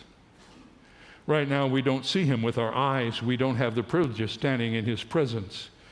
The Bible says, though you do not see him, yet believing you rejoice with joy inexpressible and full of glory. If we rejoice with joy inexpressible and full of glory, having not seen him, just imagine what it will be like when we actually see him. He is in heaven in his human body, bearing the scars of our redemption in his hands and in his feet. And when we see him, we'll all be reminded that if we're there because of him. He's the only reason any of us can get to heaven. You can't get to heaven without Jesus and what he did on the cross. I remember hearing someone say one time that if he could be in heaven and peek through a keyhole and see Jesus for a single second every 1,000 years, it'd be worth it. Well, I don't know if that's true or not in terms of its reality, but we're not going to have that experience. I don't know how it works. I can't explain how, with all the myriads of people who'll be in heaven, each of us can have a personal relationship with Jesus, but that's what the Bible says. We will know him, we will see him, we will be like him. And the Bible says the fellowship of Jesus in heaven is the most precious thing about that place. It's not the pearly gates, it's not the streets of gold, it's Jesus. Mm-hmm. Wow. Good stuff. Yep. All right, 13 minutes past the hour. Let's take a look at some of the top stories on this Thursday morning. This story kind of caught my attention yesterday. I was kind of watching it in and out, and finally I thought, man, I better do some research on this. But there's a case before the U.S. Supreme Court, Louisiana versus Callisis, and what this is, it's a case on congressional redistricting, gerrymandering. Yeah, right. Okay, and you know, Texas, California, Oregon, I mean, we've all seen this happen. Mm-hmm. Well, in the meantime, as the case was being argued, even the NCAA lawyer was making the case, and her argument was that in this particular district in Louisiana, that even the white Democrats weren't voting for black candidates. And I don't know why this is an issue. And then Supreme Court Justice Brown Jackson refers to black people as being disabled. And I'm going, what? And actually put them in the category of handicapped people, physical handicapped people. And I'm listening, like, did I hear this right? Yeah. The whole argument made no sense whatsoever. But gerrymandering now is before the Supreme Court. Now, let me ask you something about gerrymandering. We've seen it in Oregon. Oh, sure. We've seen it in a number of states. Yeah. Oh, I mean, yeah. Okay, we've seen it right here in Southern Oregon. It happens. All states are. And as you know, Governor Newsom now is redistricting. I don't know how you redistrict a blue state to make it more blue. Well, he'll find a way. But he's doing it, okay? And guess who he got support from? Who? President Obama. Oh, of course. Would come in and pat him on the back. Right. In the meantime, Arnold Schwarzenegger, former governor, saying you're crazy for doing this. And this is all in response to a districting in Texas where they picked up Republicans. So it's just one of those things that happens, and I don't know how you counter it. You know. It has happened over and over again. There are a number of states that have high Republican populations in them. They don't have any Republican representation in the House. Yes. It's crazy. It really is. So anyway. Well, you know what they say. What you say. Oh, they blame you for what they're doing. Boom. Yeah, there you go. All right. Another part of this just is kind of crazy. As you know, President Trump has been denied by 2 lower courts to not allow the National Guard to go into Portland. Yeah. First of all, it was the Oregon National Guard, then it was the California National Guard. And that got appealed up to the Ninth Circuit, and the Ninth Circuit's appellate court is saying, all right, we're going to take a look at this. Their first indication was, yeah, the president does have the power to federalize the National Guard. Okay. But yesterday, the appellate court said, well, we're going to give this another 2-week extension. Mm-hmm. So the 2 lower courts have convinced the appellate court. I shouldn't say convinced. They have at least bought 2 more weeks of time before the appellate court's going to weigh in. So we'll see how that goes, okay? So we talk about precedent in some of these cases. We've seen the president in years gone by in different administrations send in troops, especially during the civil rights issues in the South, when, for example, Democrat George Wallace in Alabama wasn't going to let black students into universities and into schools, and the president sent troops down there. Now, George Wallace was the governor. He didn't want federal troops down there, but he wasn't able to block it. How can this be blocked? Well, see, I think this goes back to the one thing that President Trump has done that, of course, everybody jumping up and down, but he has challenged the Supreme Court to clearly define presidential powers. And all these cases are defining presidential powers, and so far he's winning them. Okay. Yeah. Now he's got to go through a layer of appellate courts and appeals and all that. But where is the limit of the executive branch? And why do we have an executive branch if the executive branch can't be an executive? I think I was surprised how much power the president had when President Obama became president. He was doing all kinds of stuff, and I go, really? It's within his domain to do that? And the question was, yes. Well, and the Biden administration had executive orders coming out daily almost, it seemed. So anyway, the other thing that we have is that our own backyard, which is kind of interesting, our own backyard, as you know, President Trump reached into Oregon and got Lori Chavez de Remer to be the labor secretary. And now, she was interesting. She was... how can I say, she was left-leaning? She was a liberal R and a right D. Right. Yes. She was a little mixed in there. So we were kind of surprised that she was tagged to be the labor secretary. Anyway, she gets nominated. She gets approved. Well, yesterday she sharply criticized the Democrats, basically saying the Democrats' shutdown breaches their responsibility and their deal that they have with taxpayers. Here's what she had to say. All of the investments that the president has done with our fair trade practices, with our tariff revenue, all of that comes to a screeching halt, and the momentum stops for the American people. This is so important to get back to work. You don't negotiate appropriations and policy during a shutdown. That is the one tenet that elected leaders have, and that's to keep the government open. That's what they're elected to do, to have the government work for them. The contract from taxpayers has been broken, and it has been broken by these Democrats. And so we have to continue to, the momentum has to continue to go. For the Department of Labor, that means our Make America Skilled Again grants have to come to a stop. We need to get those dollars out to have a trained workforce. You know, some of the things that we've been able to do is our H-1B visa program. You know, it is important to make sure that we're protecting the American workers. And so we're going to continue down that road. But I can tell you this, everything else comes to a screeching halt. And for our American businesses, that is going to affect them when they cannot find that skilled workforce. So I'm urging all of my colleagues to continue to fight. But this is important to this president. It's important to the American people. The political games that the Democrats are playing is not common sense approach. I do not understand why they would want to fight on an issue to give $200 billion to illegal immigrants on the only health care that they're offering, and it's not for the American people. So we're fighting for the American people. We're fighting for the American workforce, and I urge my Democratic colleagues to get to the table, open up this government, and then get back to the negotiations that the American people deserve. Wow. Okay, good stuff. Yeah. In the meantime, a judge has temporarily blocked President Trump from terminating federal workers. As you know, he was using this as a means to reduce the workforce. Now, I'm not for anybody losing their job, but what's happening here is that the president thought, well, if we're going to shut the government down, why should we be making payroll and this would be an excuse? And what's interesting to me, can you tell me what a non-essential employee is? No, what is it? What is a non-essential employee? Somebody that doesn't have to be there? Well, what does that mean? I don't know. I'll let your mind go wild with that. Well, in the meantime, a President Clinton-appointed judge, again, lower court, blocked the president from laying these people off permanently. Wow. So another one gets challenged all the way to the Supreme Court. And lastly and quickly, it looks like Hamas is not cooperating. We'll have more with this coming up in a few moments from CBN Newswatch. But Hamas has so far not agreed to disarm, and they're still slow in returning some of the bodies. So this is going into phase 2. This is day 3 of phase 2, and it's not going well. So we'll have an update on that coming up in a few moments. All right, there's your top stories on this Thursday morning. It's a beautiful day in the neighborhood, and have whatever you want for breakfast today. We'll be right back.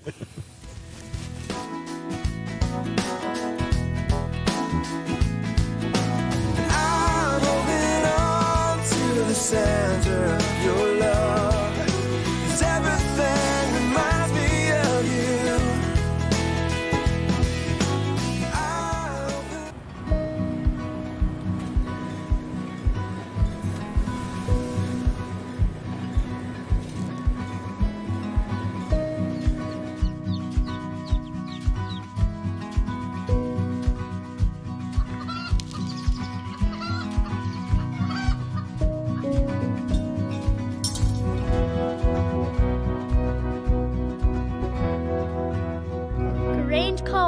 Where big ideas grow.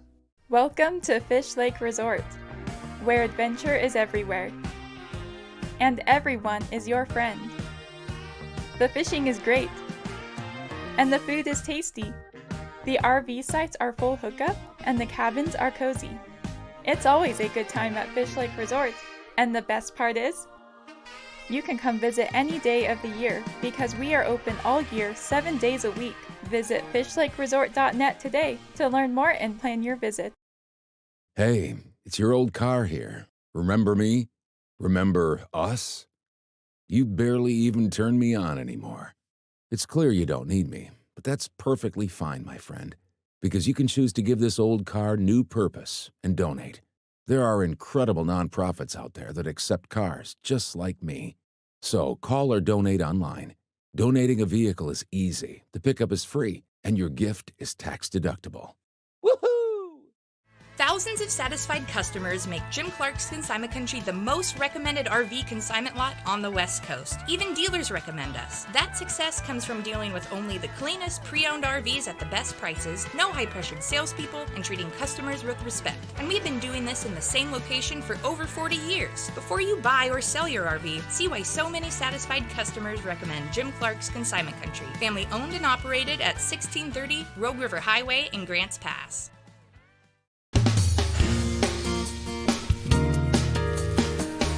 Okay, happy Thursday. A lot going on here, trying to keep track of it. If you ever get confused, Yeah. Okay. Are you right now? All right, here's what's going on. The federal judge in Oregon, I mentioned this earlier, and I guess I got my stories mixed up, but here's what happened. The two lower courts, as you know, petitioned said that President Trump couldn't send in National Guard to Portland from Oregon or California. Right. So the two judges got involved, and it goes to the appellate court for an appeal, and they're sitting on it. And so yesterday, they gave it an extension for 14 more days.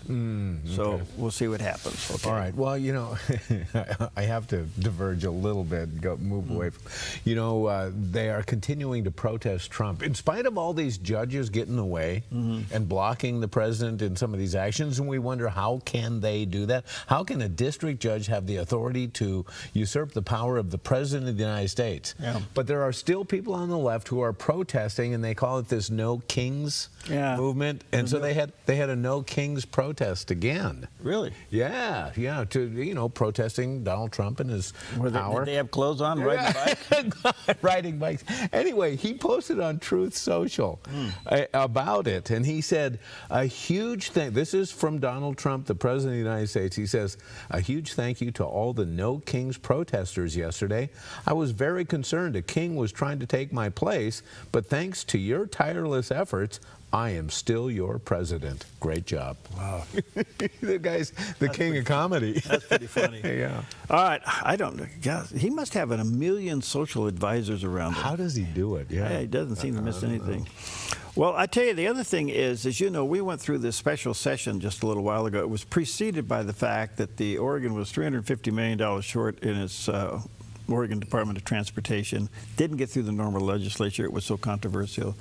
So Governor Kotek comes out and says, I have to do my job. I have to get this right. I'm doing my job. So she holds a special session. They go into special session the Friday before Labor Day, and they hee-haw around, and they come up with this bill. It's $4.3 billion over 10 years, tax increase for Oregon. Now, how do you go from $350 million deficit to $4.3 billion? That's just new math in Oregon, okay? Yeah. And so in the meantime, it does pass. Well, the citizens say, well, we don't want this. The citizen outcry was really wonderful, but they shoved it down our throat anyway. So now it's heading for a ballot measure, okay? But the law says that you can't gather signatures until the governor signs the bill, and the governor has 30 days from the time the bill passed to sign it. So guess what? Now she's not in a hurry to do her job. She's going to wait until November 12th. And November 12th will be the last of which she then has to sign it on that day, and that reduces the signature gathering to 60 days instead of 90. So what's happened is that they're out there now. That's well organized. I've talked to a lot of people in the state. It's well organized, and I can tell you that on November 13th, wham, they're going to go for it. She's doing the best she can to keep voters out of this equation. And remember, Republicans are a threat to democracy. Well, only in Oregon can you go from $350 million to $4.3 billion. Yeah. I mean, how do you figure that one out? Okay. New math you mentioned. New math. Yeah, I didn't. Gosh, no wonder I got a C in math. I thought 2 and 2 was still 4. I guess it's not. In some places it is, but yeah. Is it 2 by 2, which would make it 22, or the 2 above a 2, and you add them together and you get 4? Oh, don't start there. That goes on social media all the time, and it drives me nuts. Okay. Okay. All right, let's go to Wall Street on this Thursday morning. Thank you, Preston. Here's a guy that. He has smart math and smart numbers, and he has smart lawn. Yeah. All right, the Dow's back up 41 points, 46,295. Wow, the Nasdaq's up 106 this morning, and the S&P bumping up 15 1/3. So starting the day a little on the green side. That's not bad. Gold is still doing quite well, $4,271 an ounce. There's our first dropout. I don't know what the rest of them. Okay, there we go. Silver, it's 52, and crude oil's back up to $62 even. So there we go. Well, we see a peace in the Middle East. It seems to be a little shaky right now. I think the good news and the big news is that the living hostages are back. We don't have all of the remains of all hostages back yet, but with that in mind, retired General Jack Keane joined Maria Bartiromo, and he talked about the peacekeeping force that's being formed in the Middle East and the challenges it faces. A lot of hard work here. Hamas is in charge providing the police force, and they're under arms in Gaza as we speak right now. The reality is they don't want to disarm. The objective is for them to disarm. And if they don't voluntarily disarm, then the International Stabilization Force that we're putting together, led by Egypt, and that's what the follow-on meeting was about yesterday in Sharm el-Sheikh in Egypt, for that to take place. But that's challenging in itself. Yeah. You know, and you've documented it here on your show, peace enforcement operations normally don't work very well. And that's a challenge here if Hamas doesn't want to disarm. And that would bring Israel back into the play, under arms once again, to force their disarmament. And and President Trump has backed that if Hamas doesn't do this. So there's work ahead here. It's going to take tough work to do. But listen, what's going on here, this isn't between the United States and a couple of nations dealing with the reality of Iran and its proxies no longer. We saw what took place there. People are fed up with what Iran and its proxies have done to destabilize the Middle East and affect the global economy. And that's why the presidents, not only are the regional leaders, but the leaders from around the world, Southeast Asia, Europe, etc. Everybody wants this to work.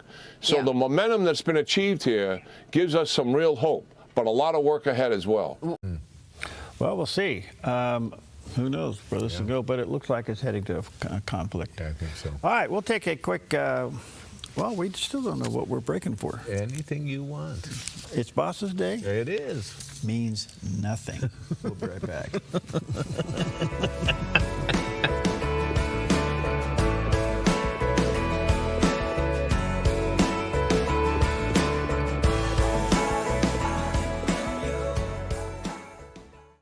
The Dove's brand new studio is complete, and you've made it happen. To give you an in-person chance to see this important milestone, the Dove is hosting an open house Wednesday, October 29th from 10 to 1 p.m. at our studios. Hope to see you.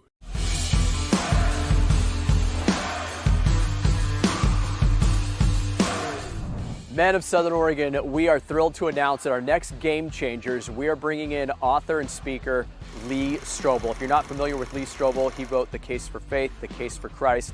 He is the man behind the movie The Case for Christ, and he's got a new book out called Seeing the Supernatural. Recently, he's been featured on The Sean Ryan Show. He's been featured on Tucker Carlson. A lot of his books address big questions that believers have, and even the unbelieving world, about heaven, about Jesus. Can we trust the resurrection? He was formerly an atheist, and through his research, he came to the faith. I'm super excited for you guys to experience Game Changers at Edgewater Christian Fellowship with Lee Strobel. Get signed up. It's November 2nd, 6 p.m. God bless you guys.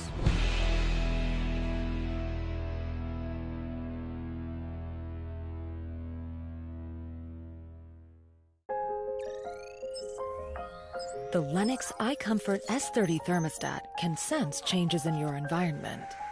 It even knows when you come and go. So now your home's most important system is also the smartest. Metal Masters can give you the smartest home comfort system available. It knows when you're away and adjusts when allergens and humidity get uncomfortable. Trust Metal Masters to provide perfect air for your family. Lennox. Air is life. Make it perfect. From top home sellers in the Valley with John L. Scott. To making RV consignment effortless. American RV, where Team Toner gets your RV sold fast. Welcome back. 26 minutes before the hour on a beautiful fall Thursday morning. Well, things are not going well in phase 2 in Israel, and Hamas is pretty much giving the indication they're not going to disarm. What does this mean? Who knows? Let's check in with CBN News Watch and get caught up. This is CBN News Watch. It is Thursday, the 16th of October. We're going to begin this half hour with Israel and Hamas, as President Donald Trump says Israel can resume the fighting if the terrorist group fails to uphold its part of the ceasefire deal. As Chris Mitchell now reports from Jerusalem, Hamas still has not returned the bodies of all remaining hostages. Today, the Knesset lowered its flags to half-mast to mark 2 years on the Hebrew calendar since the Hamas attacks on October 7th. Hamas released 2 more bodies to Israel on Wednesday, but 19 bodies are yet to be returned in accordance with the ceasefire. Hamas says it needs more time and special equipment to find the remaining bodies in the rubble of Gaza. In a post on X, U.S. Ambassador Mike Huckabee said, "As grateful as I am for the 20 living hostages set free by President Trump's deal, I will not forget that Hamas still holds the remains of several hostages they murdered, including Americans Itai Chen and Omer Nutra. Pray that they also come home now." President Trump said the horrific conditions in which the hostages were held makes their bodies difficult to find. Israeli charged that the delay is a breach of the ceasefire. Israeli Defense Minister Israel Katz says he told the Israel Defense Forces to prepare a comprehensive plan to defeat Hamas if necessary. The terror group has reestablished its rule in the streets through intimidation and public executions. The head of CENTCOM called on Hamas to suspend violence and shooting at innocent civilians in Gaza. In a statement, he added, "This is an historic opportunity for peace. Hamas should seize it by fully standing down, strictly adhering to President Trump's 20-point peace plan and disarming without delay." President Trump told CNN in a phone interview, "Israel will return to those streets as soon as I say the word."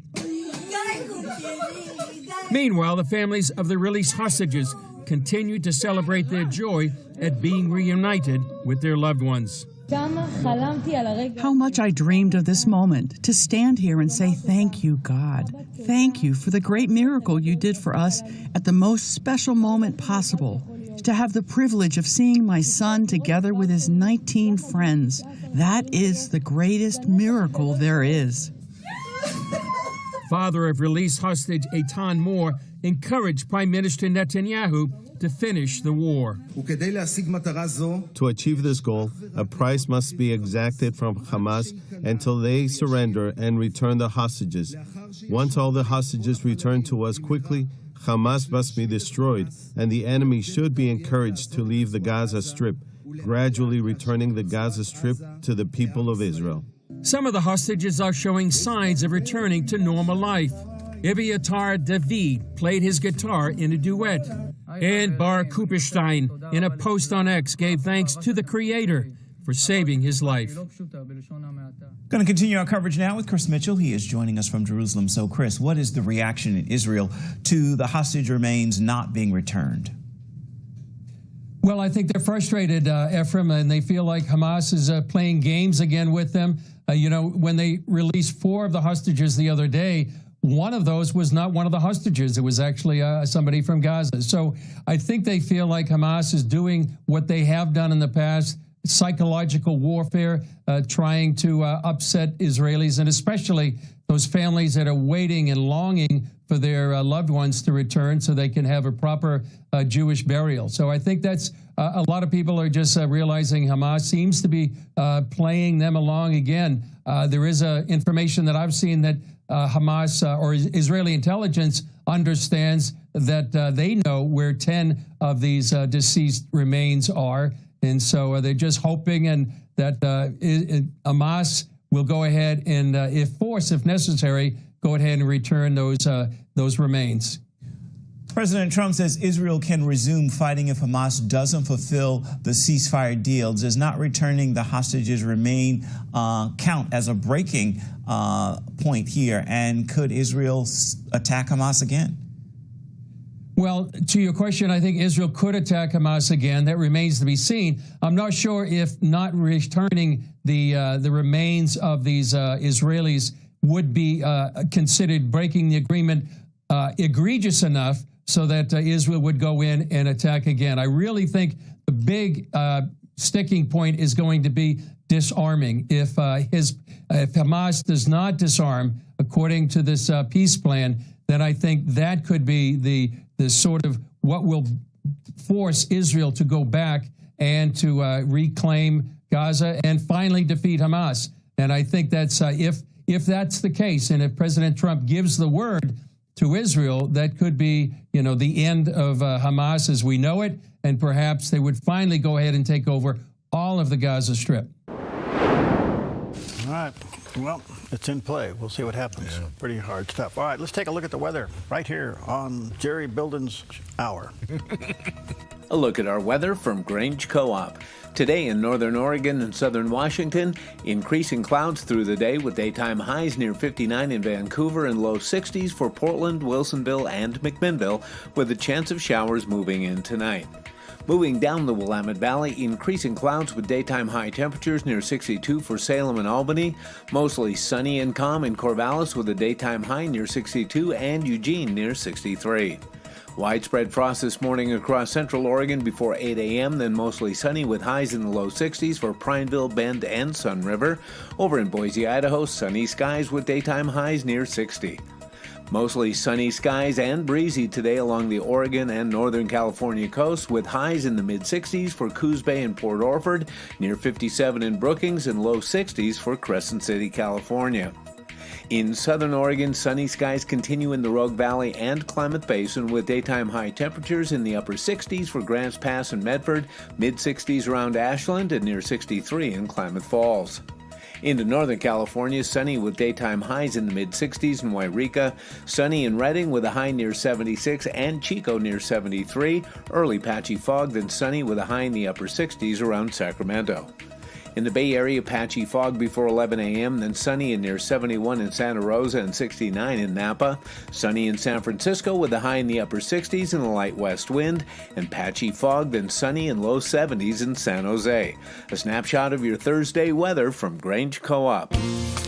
Wow, look at that shot. Isn't that pretty? Yeah. Okay, that's I think that's the top of Roxy Ann looking the other way. Good stuff all the way. All right, and again, a high of about 68 today in Medford, also the same in San Francisco, and for our friends in Las Vegas, sunny and 68 today in Las Vegas. Well, it is one of the most audacious and hilarious heists of all time, and it took place on this day in history. On October 16, 1906, a 57-year-old German shoemaker named Wilhelm Voigt pulled off the impossible by pretending to be an army captain. Dressed in a stolen uniform, Voigt approached a squad of soldiers outside Berlin and ordered them to follow him, and with typical German military obedience, they did. No questions asked. They marched 20 miles to the town of Köpenick, where Voigt arrested the mayor, seized the town's cash box, ordered the troops to deliver the mayor to the Berlin police, and on the way, made off with 4,000 marks, all under the authority of his fake rank. By the time officials realized the captain was a con man, Voigt had vanished. The Kaiser himself reportedly laughed at the stunt, though the German army was less amused. When Voigt was caught 2 days later, he became a folk hero, mocking blind obedience and bureaucratic pomp. He was sentenced to 4 years in prison, but thanks to the amused Kaiser's intervention, served less than 2. A uniform, a little confidence, and a whole lot of nerve made Wilhelm Voigt the captain of Köpenick. Wow. The captain walks up. Is that a movie? Follow me. Yeah, they made a movie out of it. Follow me, and the troops say, Jawohl, Herr Kapitän. Oh, gosh, that just happened to us in Oregon with this tax bill. Oh, golly. Funny you should mention that. Yeah, we all just kind of marched along. Yeah, okay. Okay, let's just go from 350 million to 4.3 billion. Jawohl. Yeah, jawohl. Just kidding. I'm trying to have some fun here this morning. Good morning to you. Speaking of which, comedian Michael Jr. is quite a guy, but this one he has an amazing point to make about listening to the Father's voice. Listen to this. So, me and my wife were looking at some old home videos recently of our youngest daughter being born. I'm gonna show you the video. Not her being born, because my wife would be like, "You doing what? We got some conflict we need to talk about." So it's a video of our youngest daughter being born.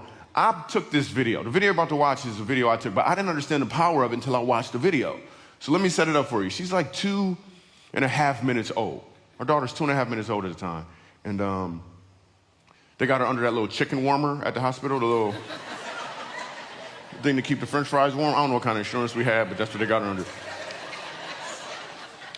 and the nurse is about to clean her up, and she starts to cry. I want you to notice what happens when she hears my voice.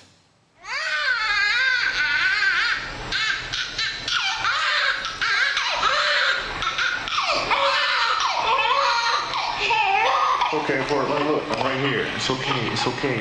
I'm right here, I'm right here. We're doing just fine. It's okay. It's okay, I'm right here. Right here, yeah, it's okay. It's okay, baby.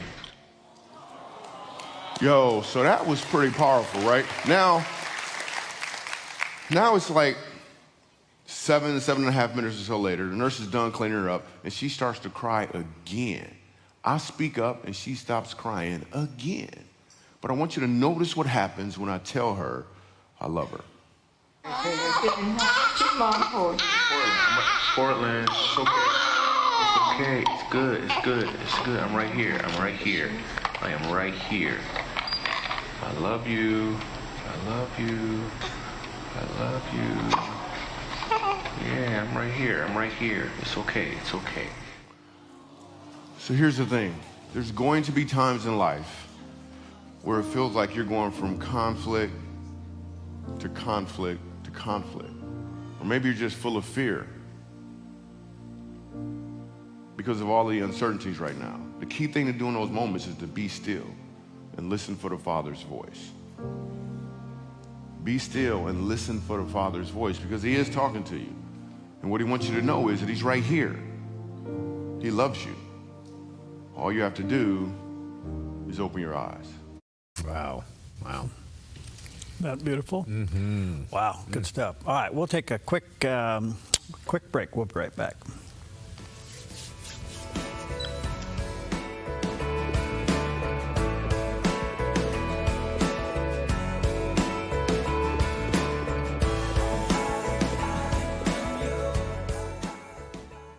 The Dove's brand new studio is complete, and you've made it happen. To give you an in-person chance to see this important milestone, the Dove is hosting an open house Wednesday, October 29th from 10 to 1 p.m. at our studios. Hope to see you. Welcome to Rise Direct Primary Care. Imagine a healthcare experience where you're known by name, cared for like family, and treated with compassion. How is that possible? With an affordable, flat monthly membership, you receive unlimited primary care and minor urgent care visits. No insurance needed. At Rise Direct Primary Care, we offer a friendly, affordable healthcare experience where you get a whole hour with your provider. Located in Central Medford and accessible by phone or text, we can typically get you in the same or next day. We prescribe urgent care medications directly from our office, saving you a trip and wait time at the pharmacy when you'd rather be at home getting better. Personalized medical care with a human touch. Rise Direct Primary Care is all about healing the sick with compassion and keeping the healthy healthy. Rise Direct Primary Care. We're here for you. Visit risehealthdpc.com or call or text us 541-827-8603. 541-827-8603.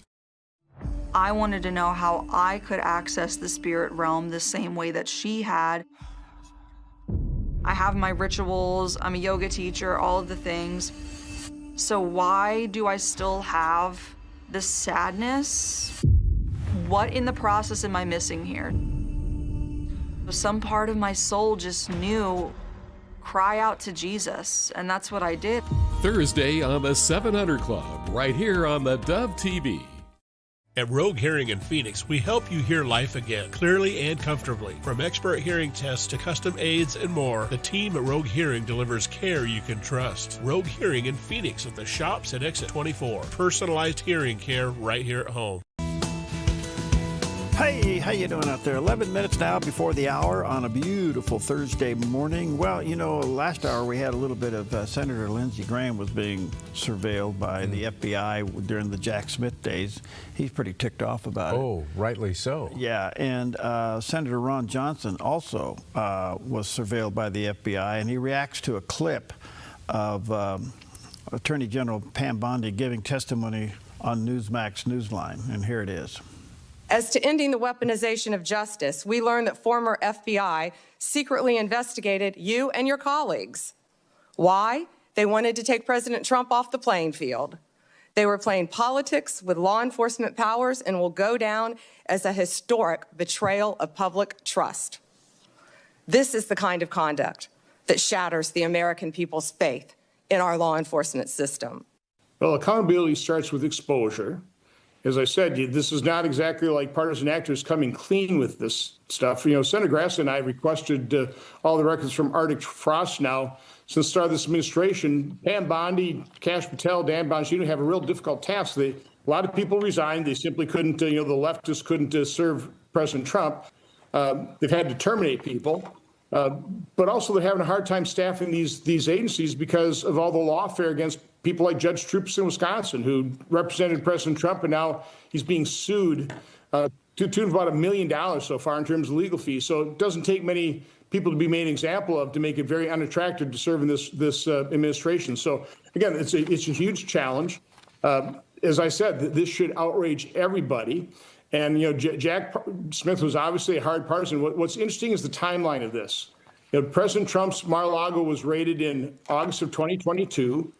Jack Smith announced the indictment about a year later. This occurred a couple months after that announcement. So they've already indicted President Trump. Why are they going on this fishing expedition with 9 members of Congress? I mean, it makes no sense. And the names also, there's no tie in it. There's what's the predicate for this? Who approved it? Who knew about it? I mean, those are the questions that have to be answered. Yeah, I think that this will open up. I need to get John O'Connor back. He's a federal prosecutor. But I think this does open up the possibility of what they call conspiracy investigations. That word conspiracy, is kind of a spooky word. But there's a lot going on here that people were conspiring to do something. And obviously they were after President Trump and they were going to intimidate. This is taxpayer bullying.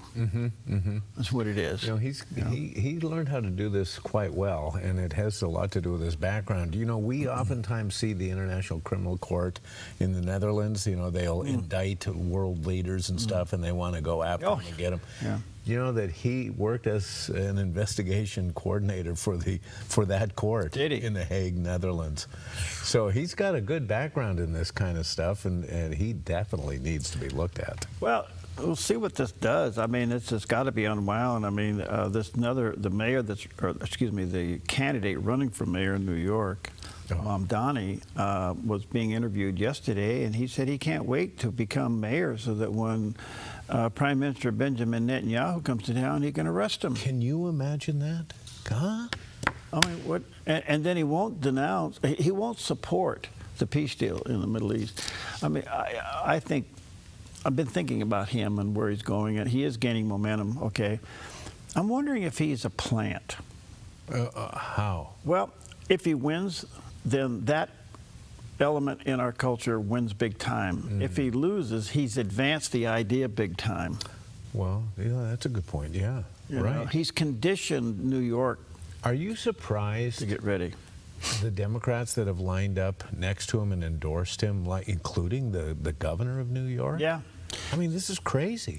Yeah, these are people that don't like the United States, but we're in a spiritual battle. And I'm not saying that to just be, flippant, trying to turn things spiritual, but we are in a battle of right and wrong, good and evil, and black and white. I mean, and I don't mean that racially. It's just it's where we are. If you're a resident of New York, and this guy becomes mayor, you can possibly be on the hook for transgender sex change operations on your dime across the country. Yeah. Mamdani wants to make them available across the country on New York taxpayers' dime. And basically fire the police.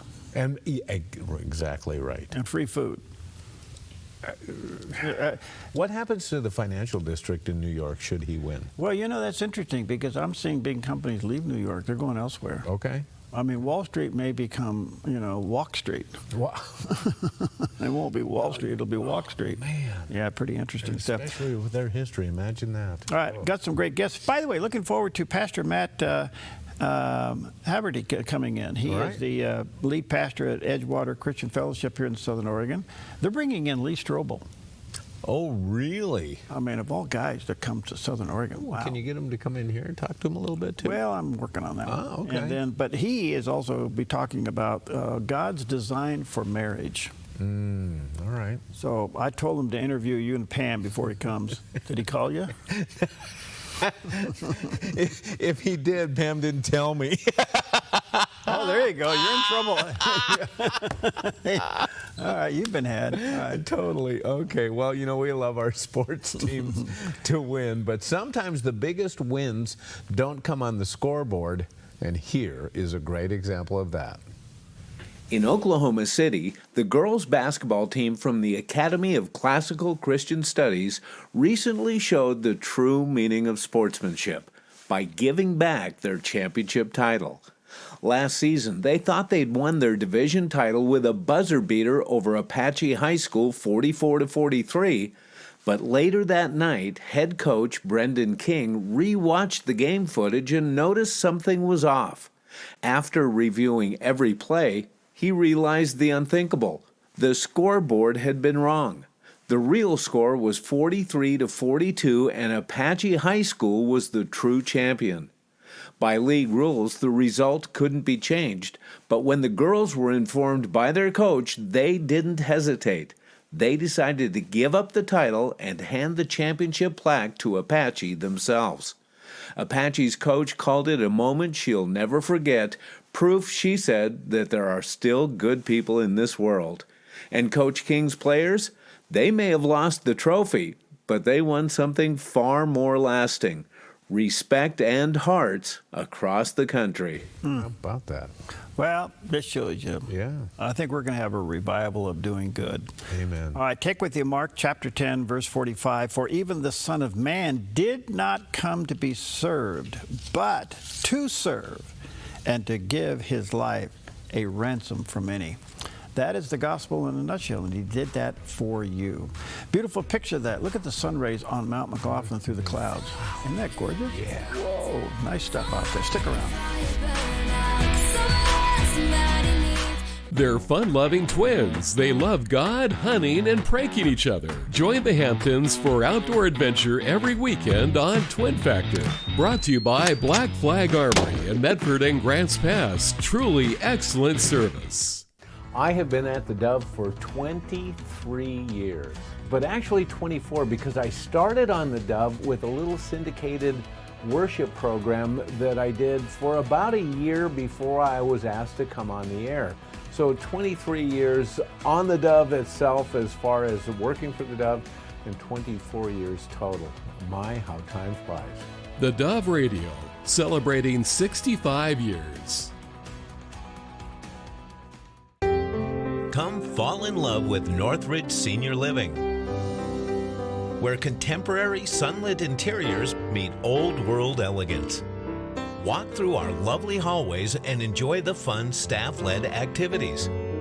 Forge lasting friendships with other residents and our exceptional caregivers. Dine in style.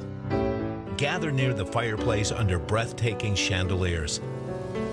Our reasonably priced apartments are spacious with private balconies. Northridge is Christian owned and operated, pet friendly, and only 2 blocks from Asante Rogue Regional Medical Center. On-site 24/7 in-home care is available. We also offer senior adult daycare where your loved one can spend the day with us and the evenings with you. Northridge Senior Living, your home. Put your gold in an envelope, mail it. Hopefully you get a check. No. Father and son jewelry, bring your gold in, we weigh it, we check it, we make you the offer. Or turn your something old into something new. Whether it's an idea, a picture, or a piece you want to duplicate, we can melt it down and make it for you. If you find your perfect piece in store, trade your something old for something new, and you always get a little extra. Visit Father and Son Jewelry, 5 generations of family in Medford. Buying or selling a home can be stressful. It's one of the biggest decisions you'll make in your lifetime. That's why it's important to work with someone you trust, someone who has the right experience and knowledge of the market. Hi, we're Patrick and Paulina Leiser with Leiser Real Estate Group. And whether you're looking to buy or sell a home, our mission is to take the stress out of the transaction and make it as seamless and rewarding as possible. Contact us today. We look forward to working with you. Come to the Dove's open house and see our brand new studios that you helped make happen. October 29th from 10 to 1 p.m.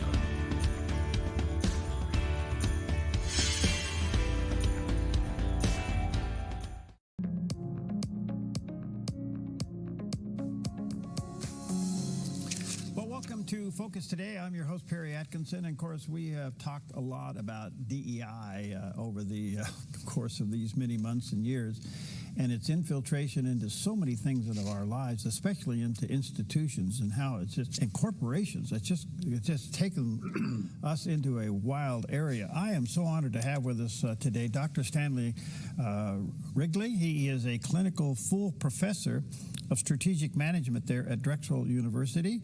He's the author of a number of books, including Brutal Minds, The Dark World of Left-Wing Brainwashing in Our University, and his latest book, DEI Exposed, and how the biggest con of the century almost toppled higher education.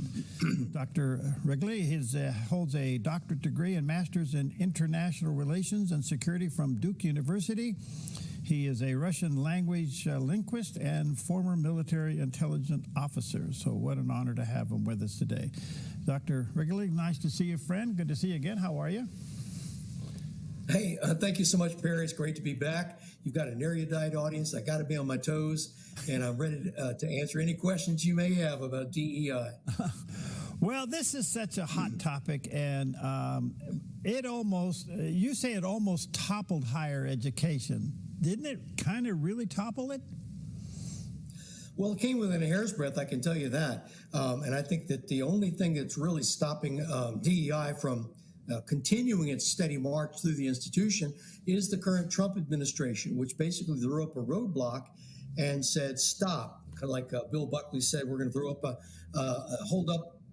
stand up in front of history and crying stop when he founded National Review magazine many, many years ago.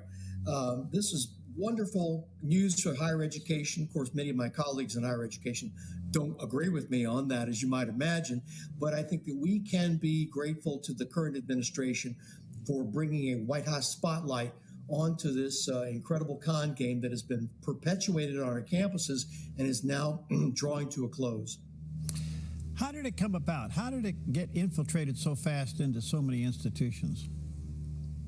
Well, I think it's a combination of things, as is always the case. I mean, you can go back to 1968 with Herbert Marcuse and his long march through the institutions, the pledge that the neo-Marxist project would take over the West by steadily infiltrating and taking over our major institutions, both political and educational, and media institutions. But you can really look much closer to the notion of critical race theory, which is basically the racial adoption of critical theory, neo-Marxist critical theory, which came about in 1989 with the launch of a critical race theory in the academic world. We look at 1989 as the founding of critical race theory, which has steadily infiltrated into the universities through our education schools, which are the abysmal bottom feeders of higher education. And right now, education schools have been completely inundated with neo-Marxist ideology in the form of Paulo Freire, Frantz Fanon, Albert Memmi, and those types of people. And I think that DEI was really accelerated with the death of George Floyd in the summer of 2020. And we saw prostrate administrators who were eager to keep the burning of buildings and businesses off the college campuses. They went supine and said, come onto our college campuses. We'll acknowledge guilt for this rampant racism in America if you'll just leave us alone and not inflict on us what you've inflicted on the nation's cities. It's very complicated, but I do lay it out in detail in DEI Exposed for anyone who really wants to understand the roots of this sorry tale. So, this administration is putting a halt to it, but it's not completely expelled itself. DEI hasn't totally been expelled from education. And you have border regions who are fighting back. Who wins in the end? Well, I can tell you, who wins in the end is going to be interesting, because I think that for the 3.5 years upcoming in the Trump administration, we're looking at a continuation of the banning of DEI, the expungement of the university. It is basically anti-intellectual, it's pseudoscience DEI, that is.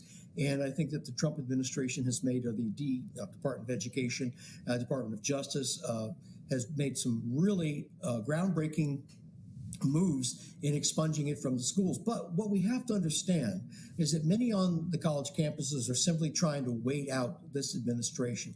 They're renaming offices, they're renaming titles, they're changing some of the substance of programs so that the term DEI does not appear. But they're using other monikers such as inclusive, excellence, inclusion, and belonging, and that sort of thing.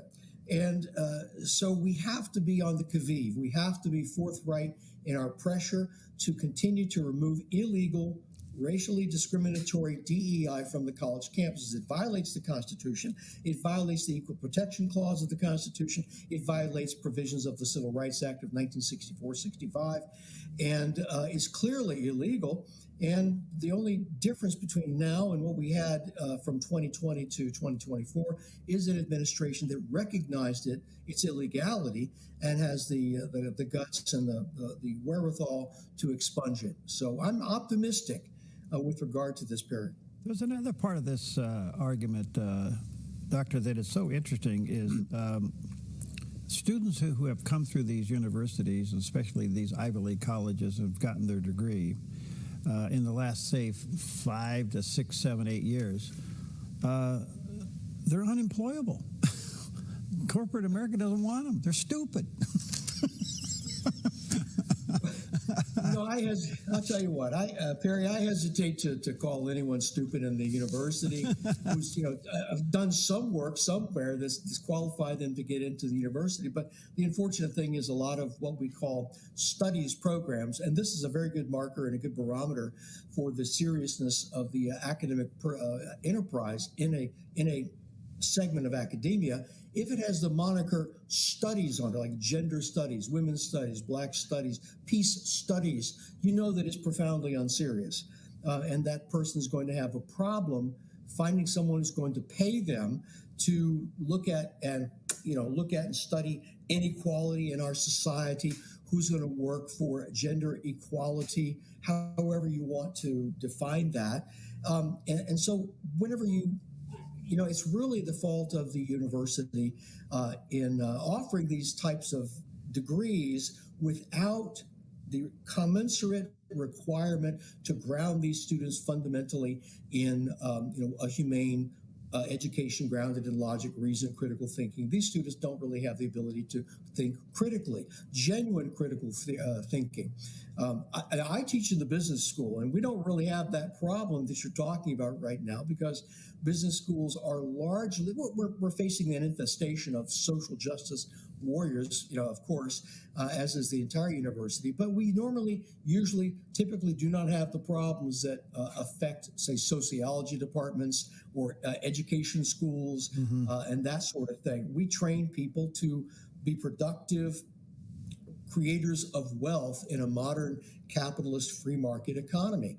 That's the beauty of business school. And we give students marketable skills that can help uplift themselves and in the process, uplift everyone. That's what capitalism is all about, democratic capitalism. The rest of the university, I'm not so sure on that, aside from, say, math, STEM subjects, computer science, engineering, that sort of thing. Gosh, there's so much here. You had mentioned earlier, I think when I talked to you originally and the book was coming out, and that you felt like the DEI was operating like a cult.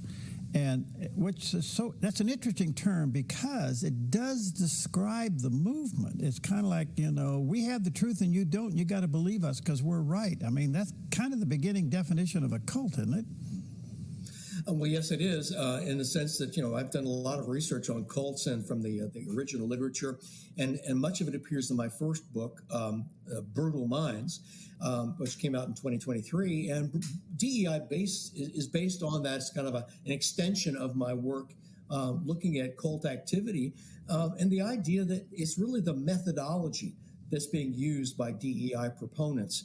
Once they came onto the college campuses, and I should go ahead and tell you that DEI on the college campuses has a psychological name. It's called virtuous victimhood. Psychologists and psychology have identified the type of strategy that's being used by DEI proponents, virtuous victimhood. It's a resource extraction strategy from the university, and it's worth about $9 to $10 billion a year, both in the universities and in corporate America. The idea is that I'm going to tell you a con story. I'm going to get you to believe that you're a villain that has wronged me in some way. I portray myself, of course, as the victim. And what I'm trying to do is to get you to pay me reparations for the wrong that you've caused me.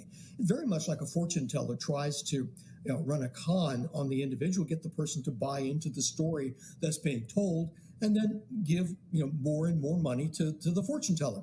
The story, of course, is false. I can give you a specific example of how false the story is. You look at Princeton University in the summer of 2020, when the movement of riots had just begun. There was a very public letter signed by 300 faculty on July 4th, 2020, the Princeton faculty. And it accused the university, Princeton University, of being afflicted with what they called rampant racism. And it made demands of the university to expunge this rampant racism and to do all sorts of things that would cost a lot of money to get done with no end in sight. Well, Connor Friedersdorf, a journalist at The Atlantic, actually one of the only good journalists The Atlantic magazine has now, did the most obvious thing. Barry, this guy went to all 300 of the signatories of this letter and said, look, give me an example of this rampant racism at Princeton University.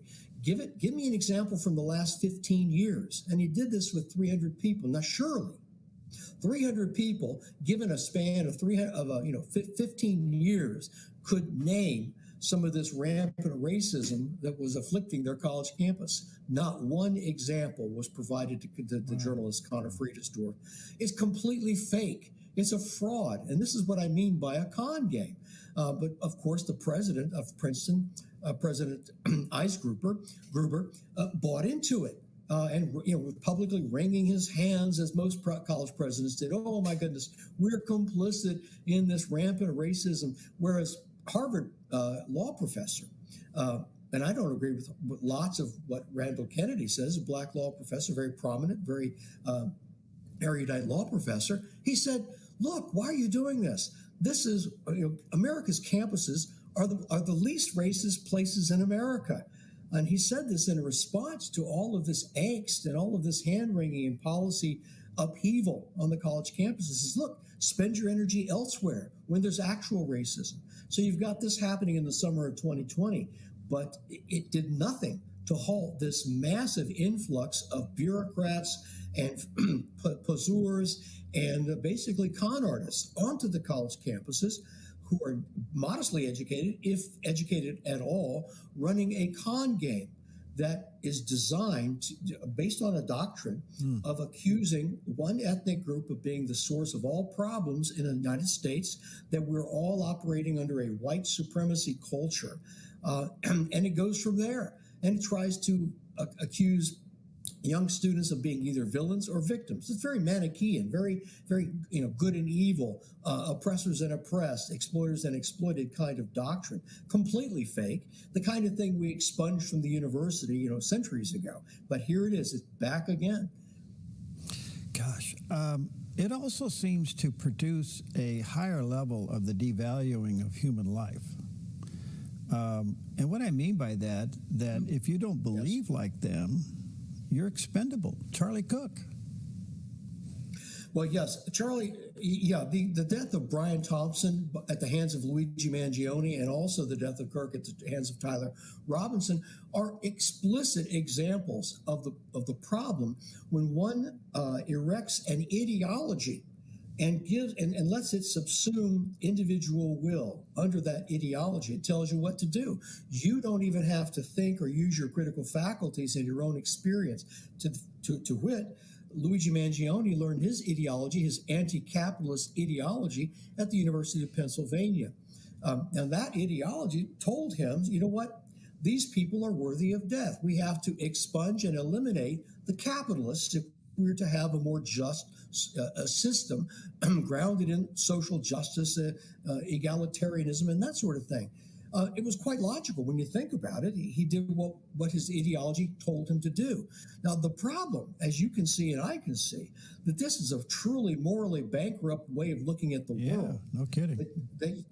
They're telling you the truth. They, being, of course, DEI and the basic ideologues on the campuses, are saying, look, we have the truth. You don't need to search for the truth. That's truth. That search has already been done. We found this ultimate truth.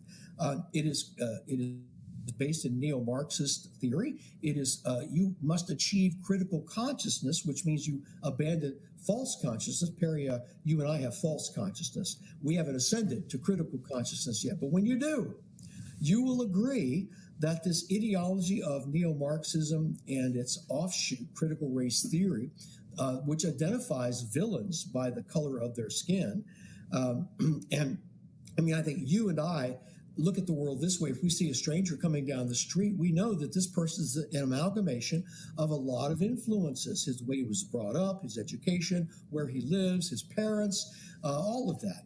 Well, when a critical racialist that believes in DEI sees that same person coming down the street, they see either a villain or a victim, one or the other. And there's no in between. That's the very definition of Manichaeism. All right, fascinating. Let me take a quick break. Let me say, folks, get a hold of his book. It's called DEI Exposed: How the Biggest Con of the Century Almost Toppled Higher Education. There's a picture of the cover of the book. Dr. Wrigley, is that available online and all the other places? It is available wherever fine books are sold. You can get DEI Exposed on Amazon, in Audible, in paperback, in hardback, and in Kindle. And you can find it most anywhere fine books are sold. Wonderful. All right, we'll take a quick break. We'll be right back. The Dove's brand new studio is complete, and you've made it happen. To give you an in-person chance to see this important milestone, the Dove is hosting an open house Wednesday, October 29th from 10 to 1 p.m. at our studios. Hope to see you.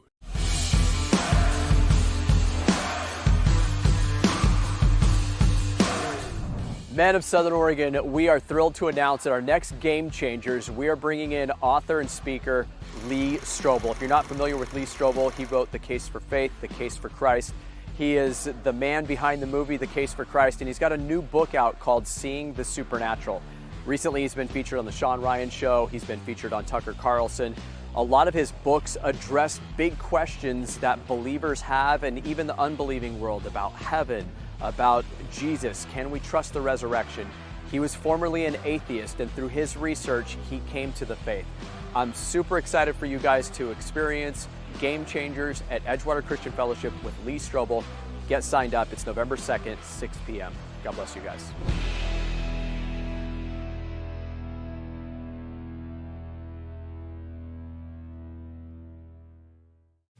Hey, this is Ed, co-owner of Visiting Angels. To continue to serve our seniors, we need more caregivers with a heart to serve. Our mission statement is honoring the art of giving, which means we honor you, the caregiver. We know it's our people that make Visiting Angels the best in-home care provider and a great place to work. Come be our next amazing caregiver. Give us a call or apply online. At Visiting Angels, we're committed to you because we honor the art of giving. Applegate River Golf and RV Resort, a pristine 9-hole course alongside the Applegate River. Their clubhouse offers a golf simulator experience. The RV Resort is adjacent to the golf course with convenient pull-through parking. Applegate River Golf and RV Resort. Information at applegaterv.com.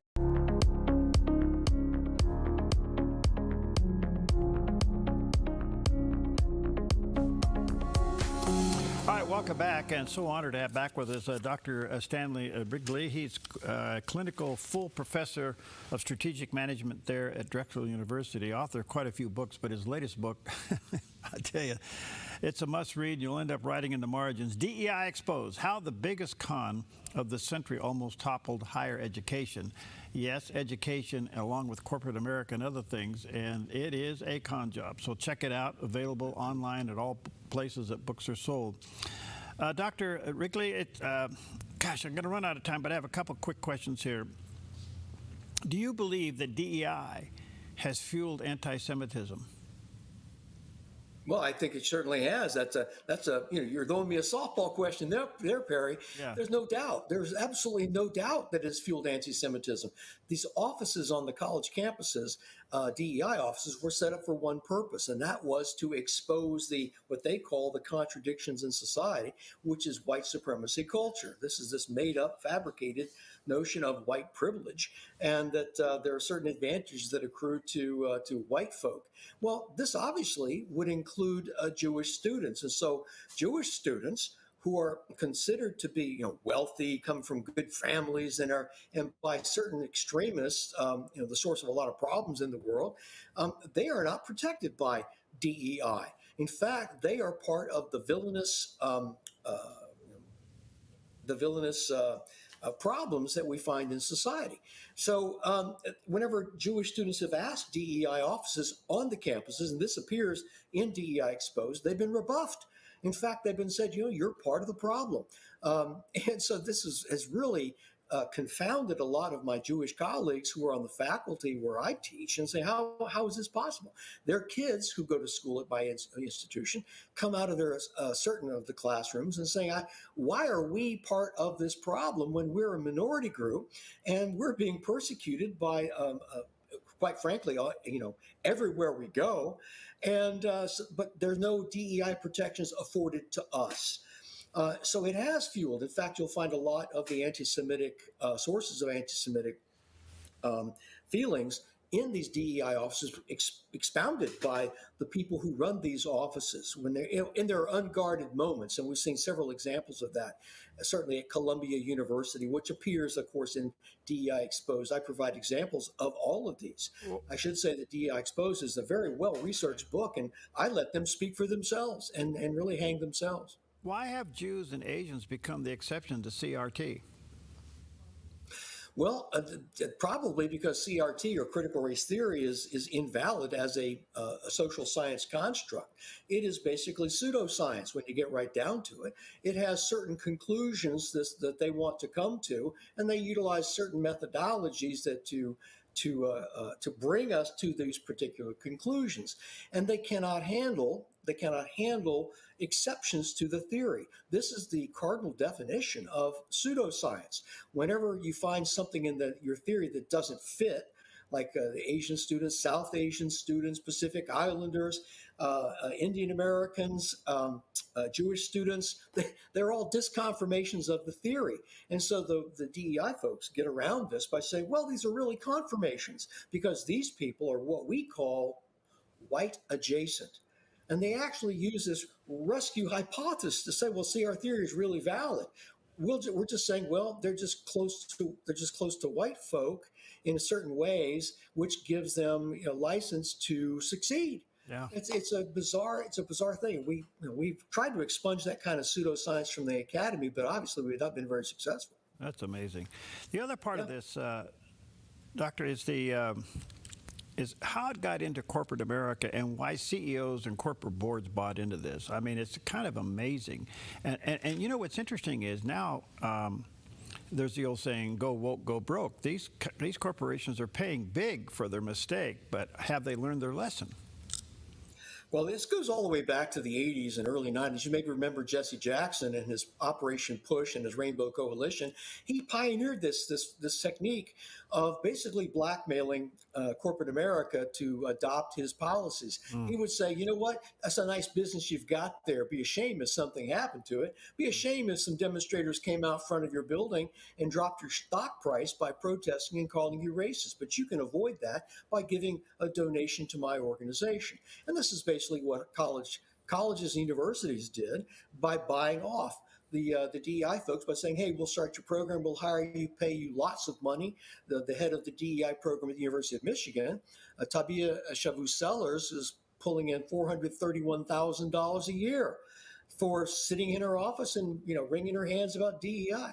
Corporate America was in basically the same boat. They saw this happening in academia and said, we better get aboard this. We don't want demonstrations. We don't want a plummeting stock price.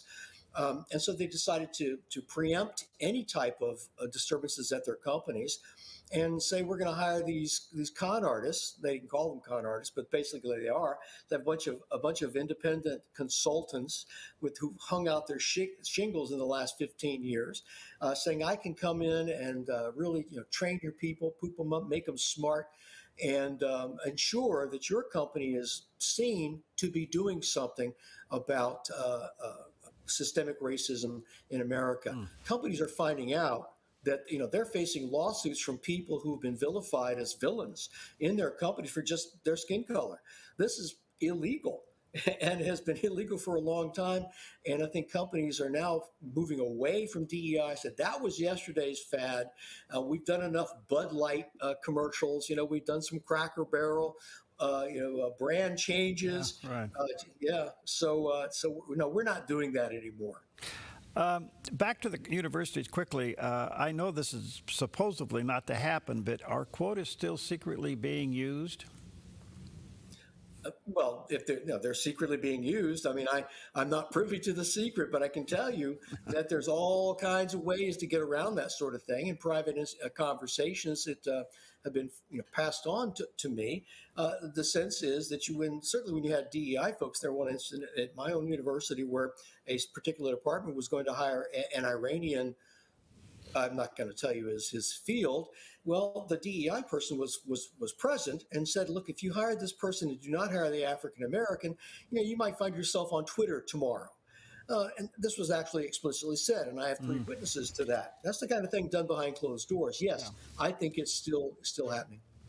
At the end of the day, Professor, it appears to be, I'm kind of looking at post-Charlie Kirk's impact of his assassination, that it may have given rise to what they're calling now a silent morality. And if that is true, and there seems to be indications of that this would be one of the biggest pushbacks of DEI because it's anything but moral. Yeah, I think that the unfortunate death, the tragic death of Charlie has led to an increase, if anything, in his influence, because I think a lot of people are witnessing his recordings of his speeches and his engagement with students on the college campuses. Far more people than did when he was alive pursuing his enterprise. I think the people, their eyes are open and say, wow, this guy was the living, breathing archetype of what the university should be about, engaging in literal civil discourse on controversial issues of the day. Yeah. And I think that we have seen this. I think there's a great awakening in the good sense within our country. Thank you, sir, for your time, Professor. You're fascinating. I want to stay connected with you. Let me say to our viewers and listeners, get a hold of his book. Well-researched, well done, DEI Exposed, and how the biggest con of the century almost toppled higher education. There's one other con job you may want to put in with that, and that would be climate change. I agree with you 100%, Perry. I will tell you this, DEI Exposed does not shrink from naming names, naming schools, naming techniques, and telling parents and students how to avoid getting pressured and sucked in on this. Yeah. Good stuff. Thanks for your time. Let's stay connected, friend. Good to see you. My pleasure. Thanks so much, Perry.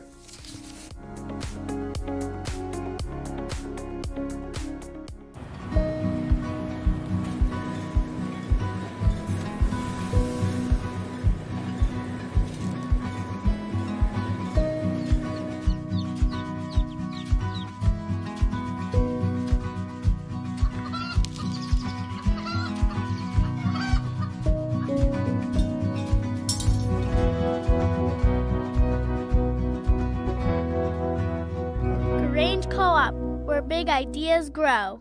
I started in radio because I was a worship musician. When I came in as a fill-in for the current afternoon DJ, I had no clue what the equipment did or how it worked or anything like that, because I was producing a program on the computer. I got my feet wet doing the afternoon show on KDove Radio, and Perry had patience and stuck with me. The Dove Radio, celebrating 65 years. Stewardship begins with the knowledge that nothing belongs to us, but everything belongs to the Lord. This helps us to run a business not in the fear of lack, but in the assurance of His care and provision. Such a perspective eliminates the drive to sell and replaces it with a heart that says serve. This begins with serving our clients and coworkers with integrity and genuine care. That's why McKelly's is automotive service with a heart for God, and treating others as we ourselves would want to be treated. Our promise is to never sell our clients anything we don't believe they need. Another is to do all we can to meet other needs, such as shuttle service and loaner cars, or taking the time to really listen, even at times praying with our customers. Sometimes this means sacrifice, going above and beyond, but that's why I work for Kelly's Automotive Service, honoring God while serving people with honesty and integrity.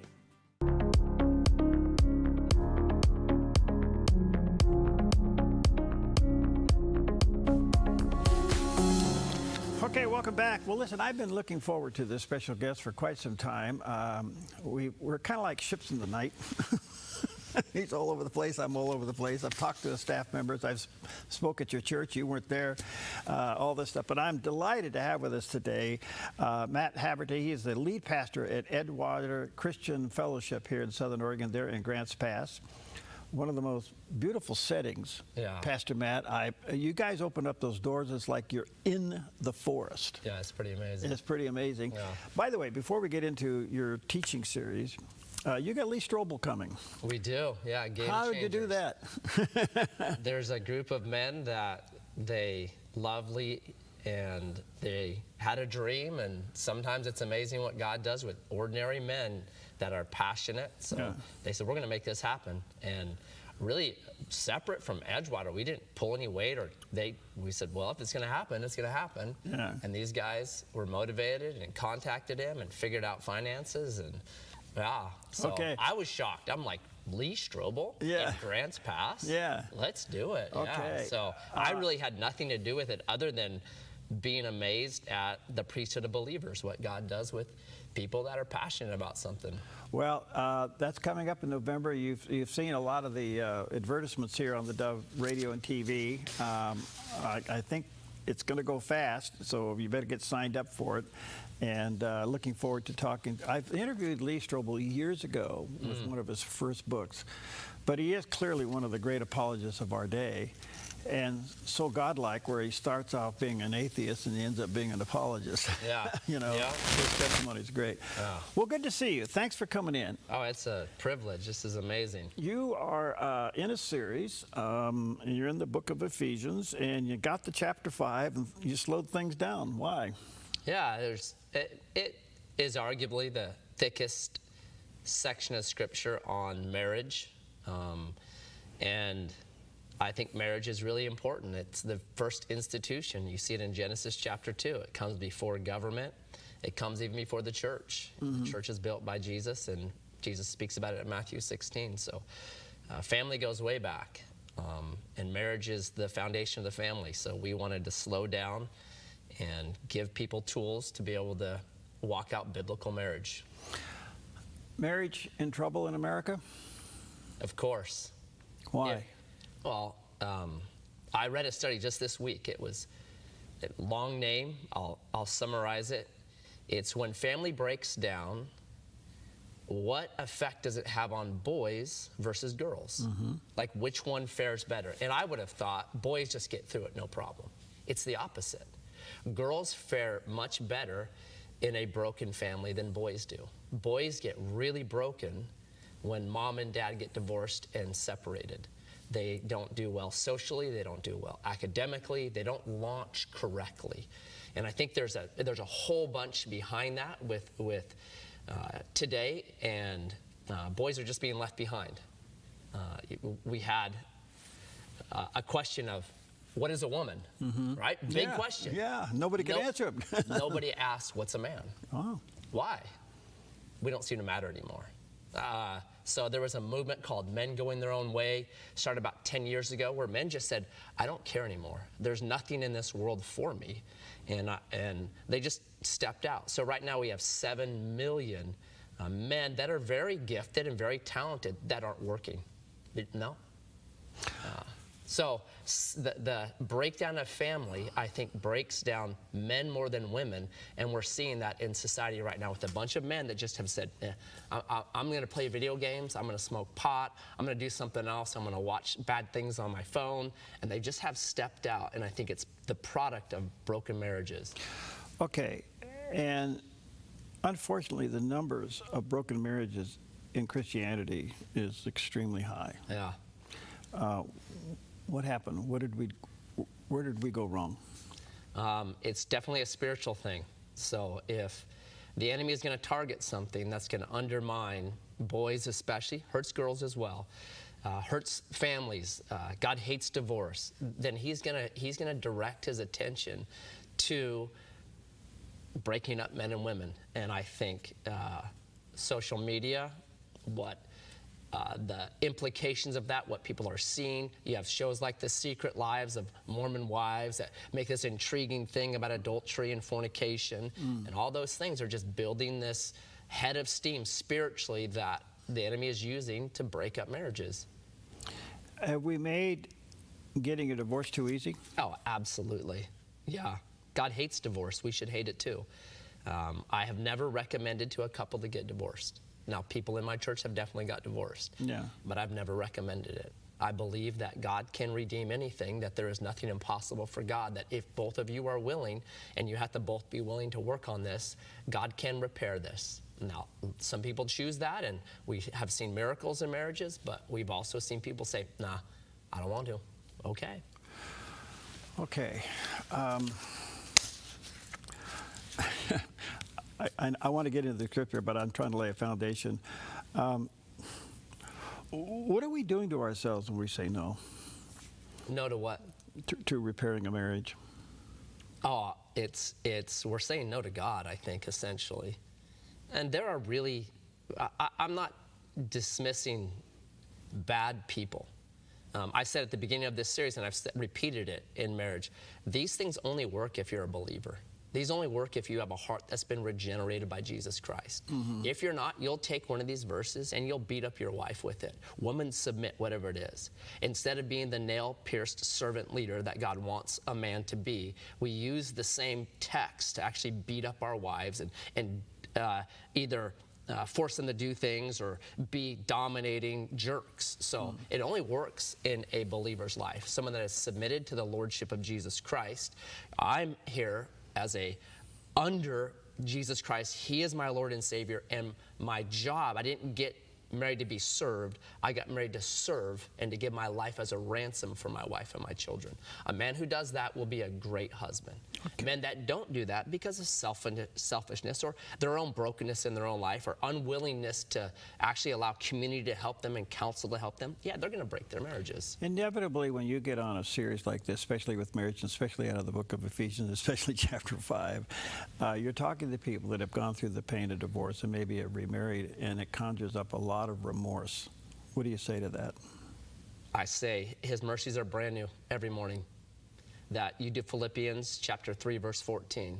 This one thing I do. The Apostle Paul, who had a bunch of stuff in his past that he had a bunch of regret for. I was persecuting Christians. I was running around throwing them in prison, maybe even killing them, at least condoning the stoning of Stephen.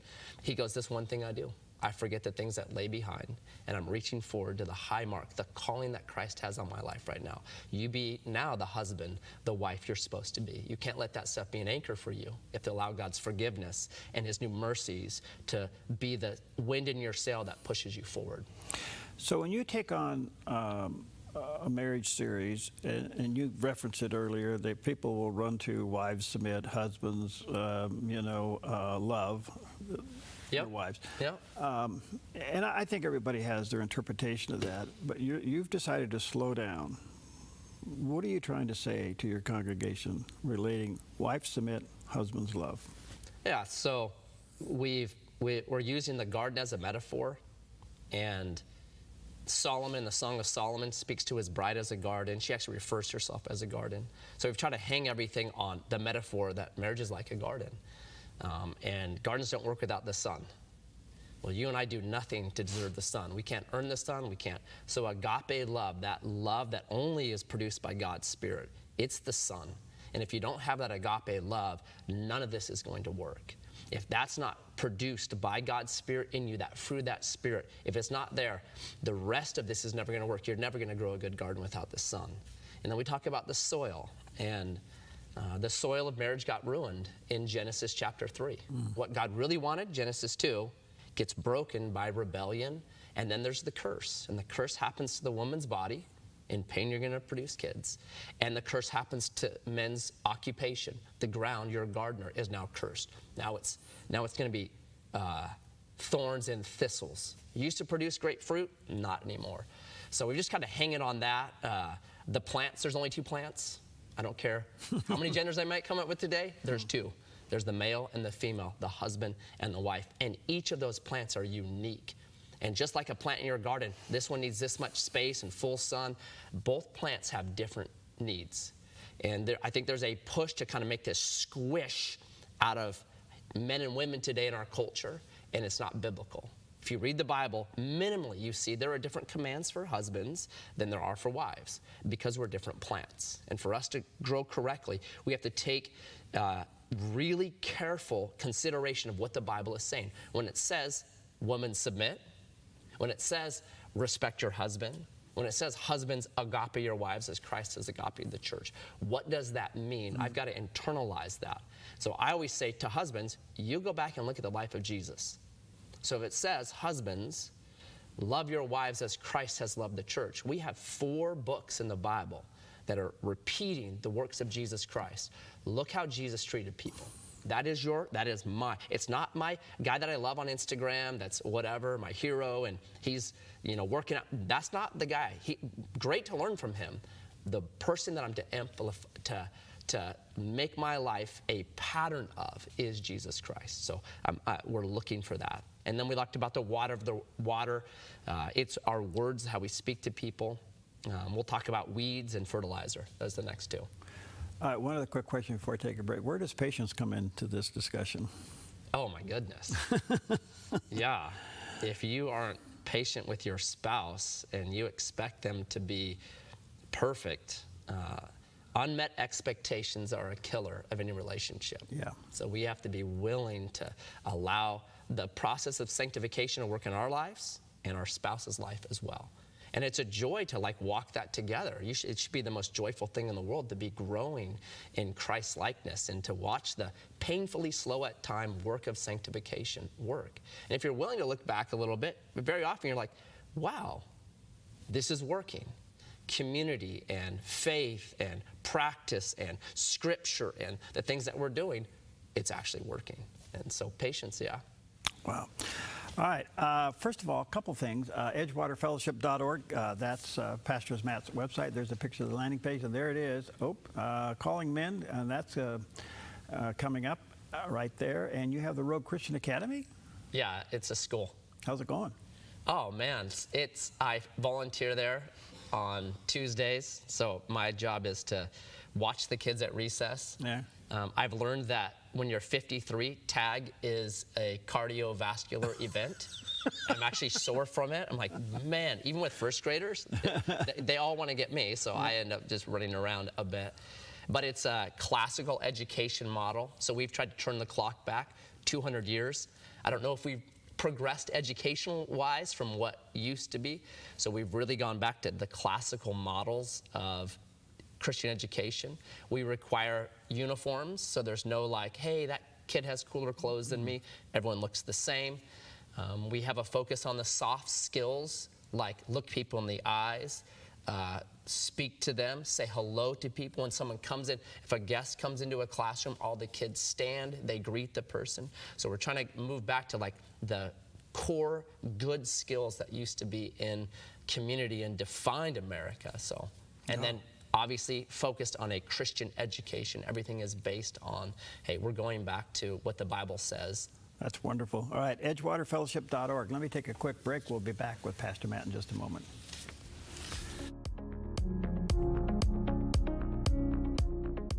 The Dove's brand new studio is complete, and you've made it happen. To give you an in-person chance to see this important milestone, the Dove is hosting an open house Wednesday, October 29th from 10 to 1 p.m. at our studios. Hope to see you.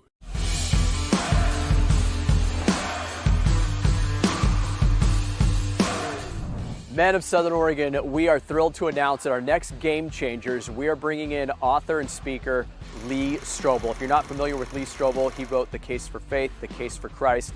He is the man behind the movie The Case for Christ, and he's got a new book out called Seeing the Supernatural. Recently, he's been featured on The Sean Ryan Show. He's been featured on Tucker Carlson. A lot of his books address big questions that believers have, and even the unbelieving world, about heaven, about Jesus. Can we trust the resurrection?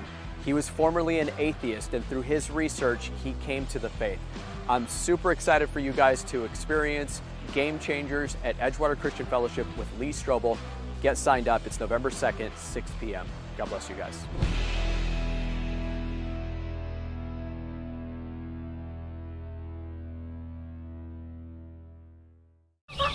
You feel most alive where you feel most at home.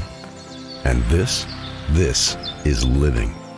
Bobcat, the company that changed the way the world works, is coming home with a quality compact tractor built to match your quality of life. This isn't work you have to do. It's work you get to do. So get it done in a tractor that's all you. See your dealer or visit bobcat.com. Applegate River Golf and RV Resort, a pristine 9-hole course alongside the Applegate River. Their clubhouse offers a golf simulator experience. The RV Resort is adjacent to the golf course with convenient pull-through parking. Applegate River Golf and RV Resort. Information at applegaterv.com.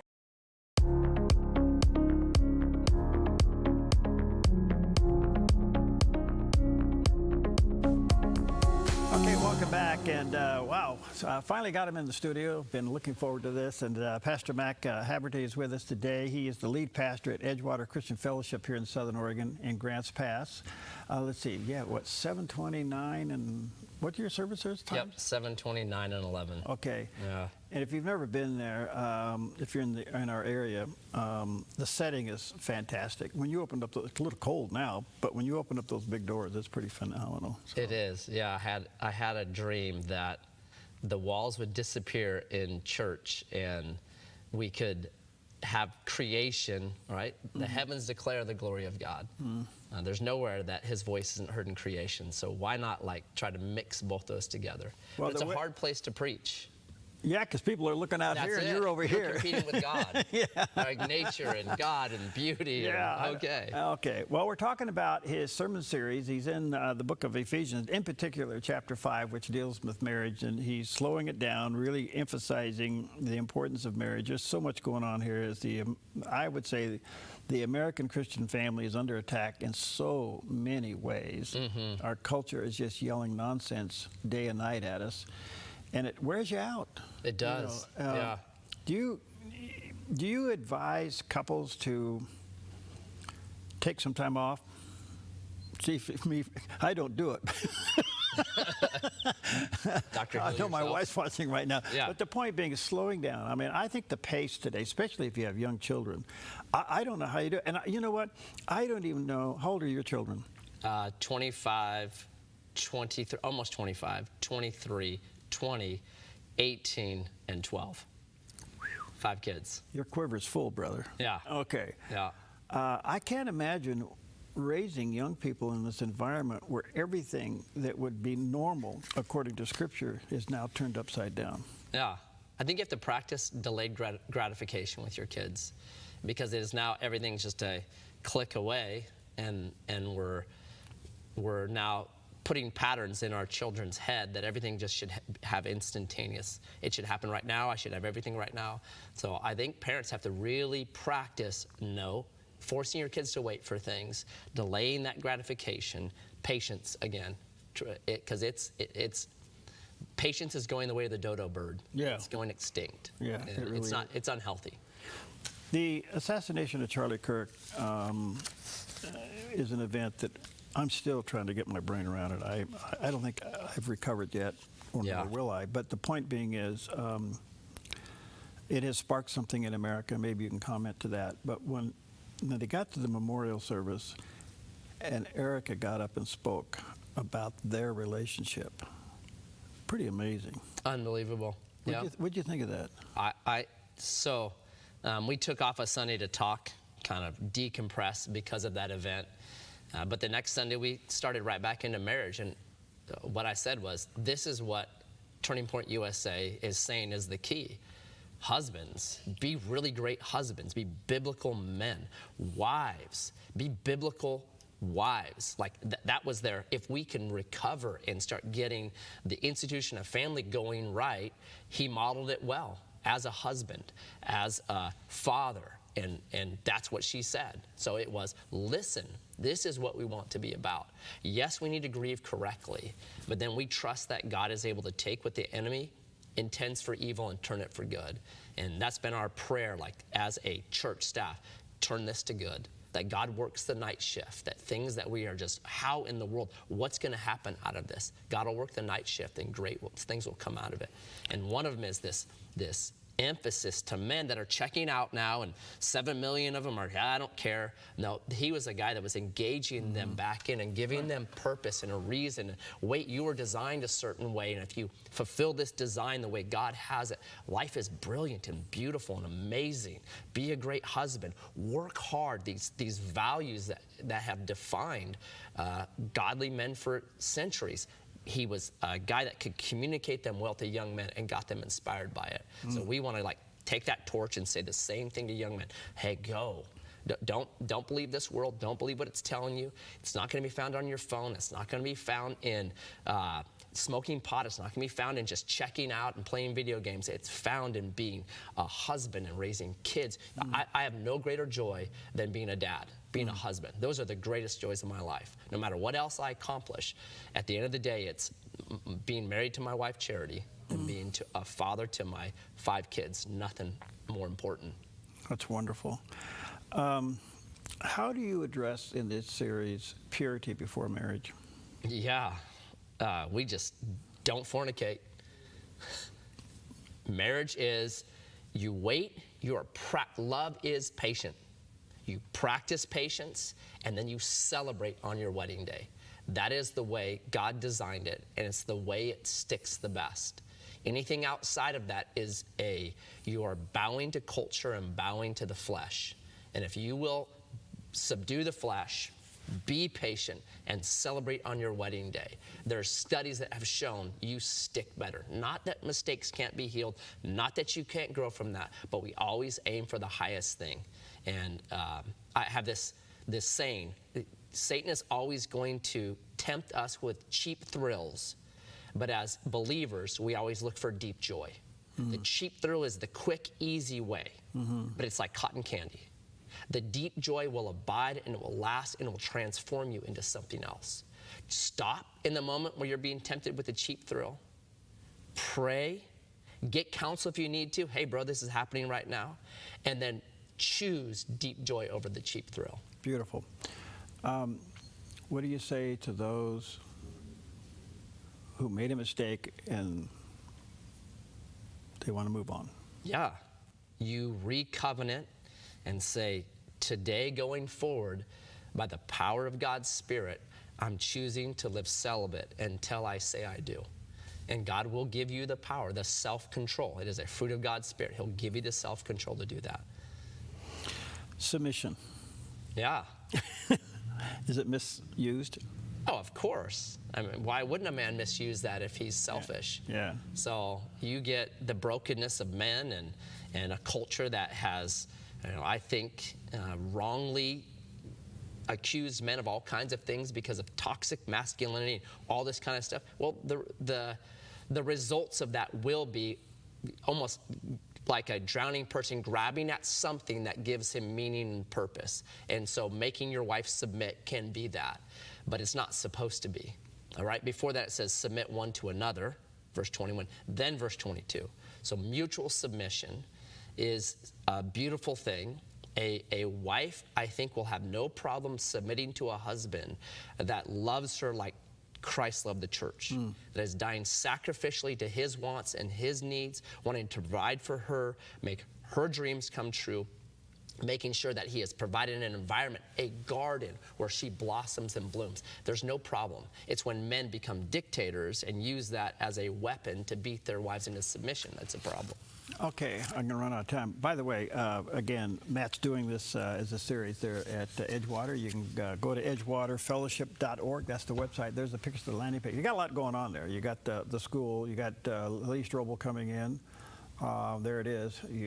That's coming up on November 2nd. Boy, that's too far away. No, it's rapidly approaching. All right. What would you say, Pastor Matt, to maybe you're addressing this in your message there at the church. A couple's gotten off track with God. They've drifted. Something's happened. Maybe there was something in the marriage that took place, or they just got drifted out there, and they're just out there, and they realize they've done something wrong. What would you say? The best thing a husband can do for his wife is to love Jesus. The best thing a wife can do for her husband is to love Jesus. Seek first the kingdom of God and his righteousness, and all these other things will be added unto you. The moment our relationship with God is broken, we will always, if God's off the throne, we put something else in its place. And things that are good servants are terrible masters. And so if you get God put back in his spot where he's supposed to be, Christ-centered, kingdom-minded, then what happens is the rest of your priorities begin to work themselves out correctly.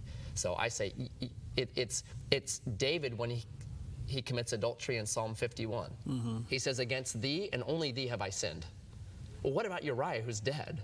What about Bathsheba that you committed adultery on? No, David realized the only way I could have done this sin is by doing something to you first. I took away your goodness, I took away your holiness, I did something to you in order now to be able to do this sin. And so it begins with your relationship with Jesus. Get right, get in a church, get in a community that loves you and will start steering you so you have a true north back to Jesus. And as both of you have a true north back to Jesus, you'll move back together. All right, it goes back to, I've got about a minute here, but it goes back to, can we just take a pill and get back on track? Yeah, no. This requires a lot of time, doesn't it? It fully does. What about counsel? Oh, yeah, you get in community, and that is around, you're married 57 years. Hey, Perry, how'd you do it? Tell me, as a husband, what did you do? You get around people that you admire, that have run the race a long time, and you start learning from them. It's 2 Timothy 2:2. Like, we're supposed to be passing down how we've done things to be, the mistakes we've made, be honest with them. So in community, 100%. You get in a church, find a church that you can listen well to, that you have people there that will speak into your life, that will mentor you. So, hey, thanks for coming in. Will you come back? Yeah, absolutely. You let me know when. Okay, edgewaterfellowship.org. That's the landing page. Service time 7:29, 11. Did I get that right? You got it right. Okay. They also have the 423 men. You got Lee Strobel coming up on November 2nd at Game Changers. Let's see what else you got going on. Got a lot of free coffee over there. We have free coffee. We have this great home building ministry called Home Bridging, where we help people get into homes and build homes. There you go. Yep. All right, thanks for coming in. Yep. See you next time. All righty.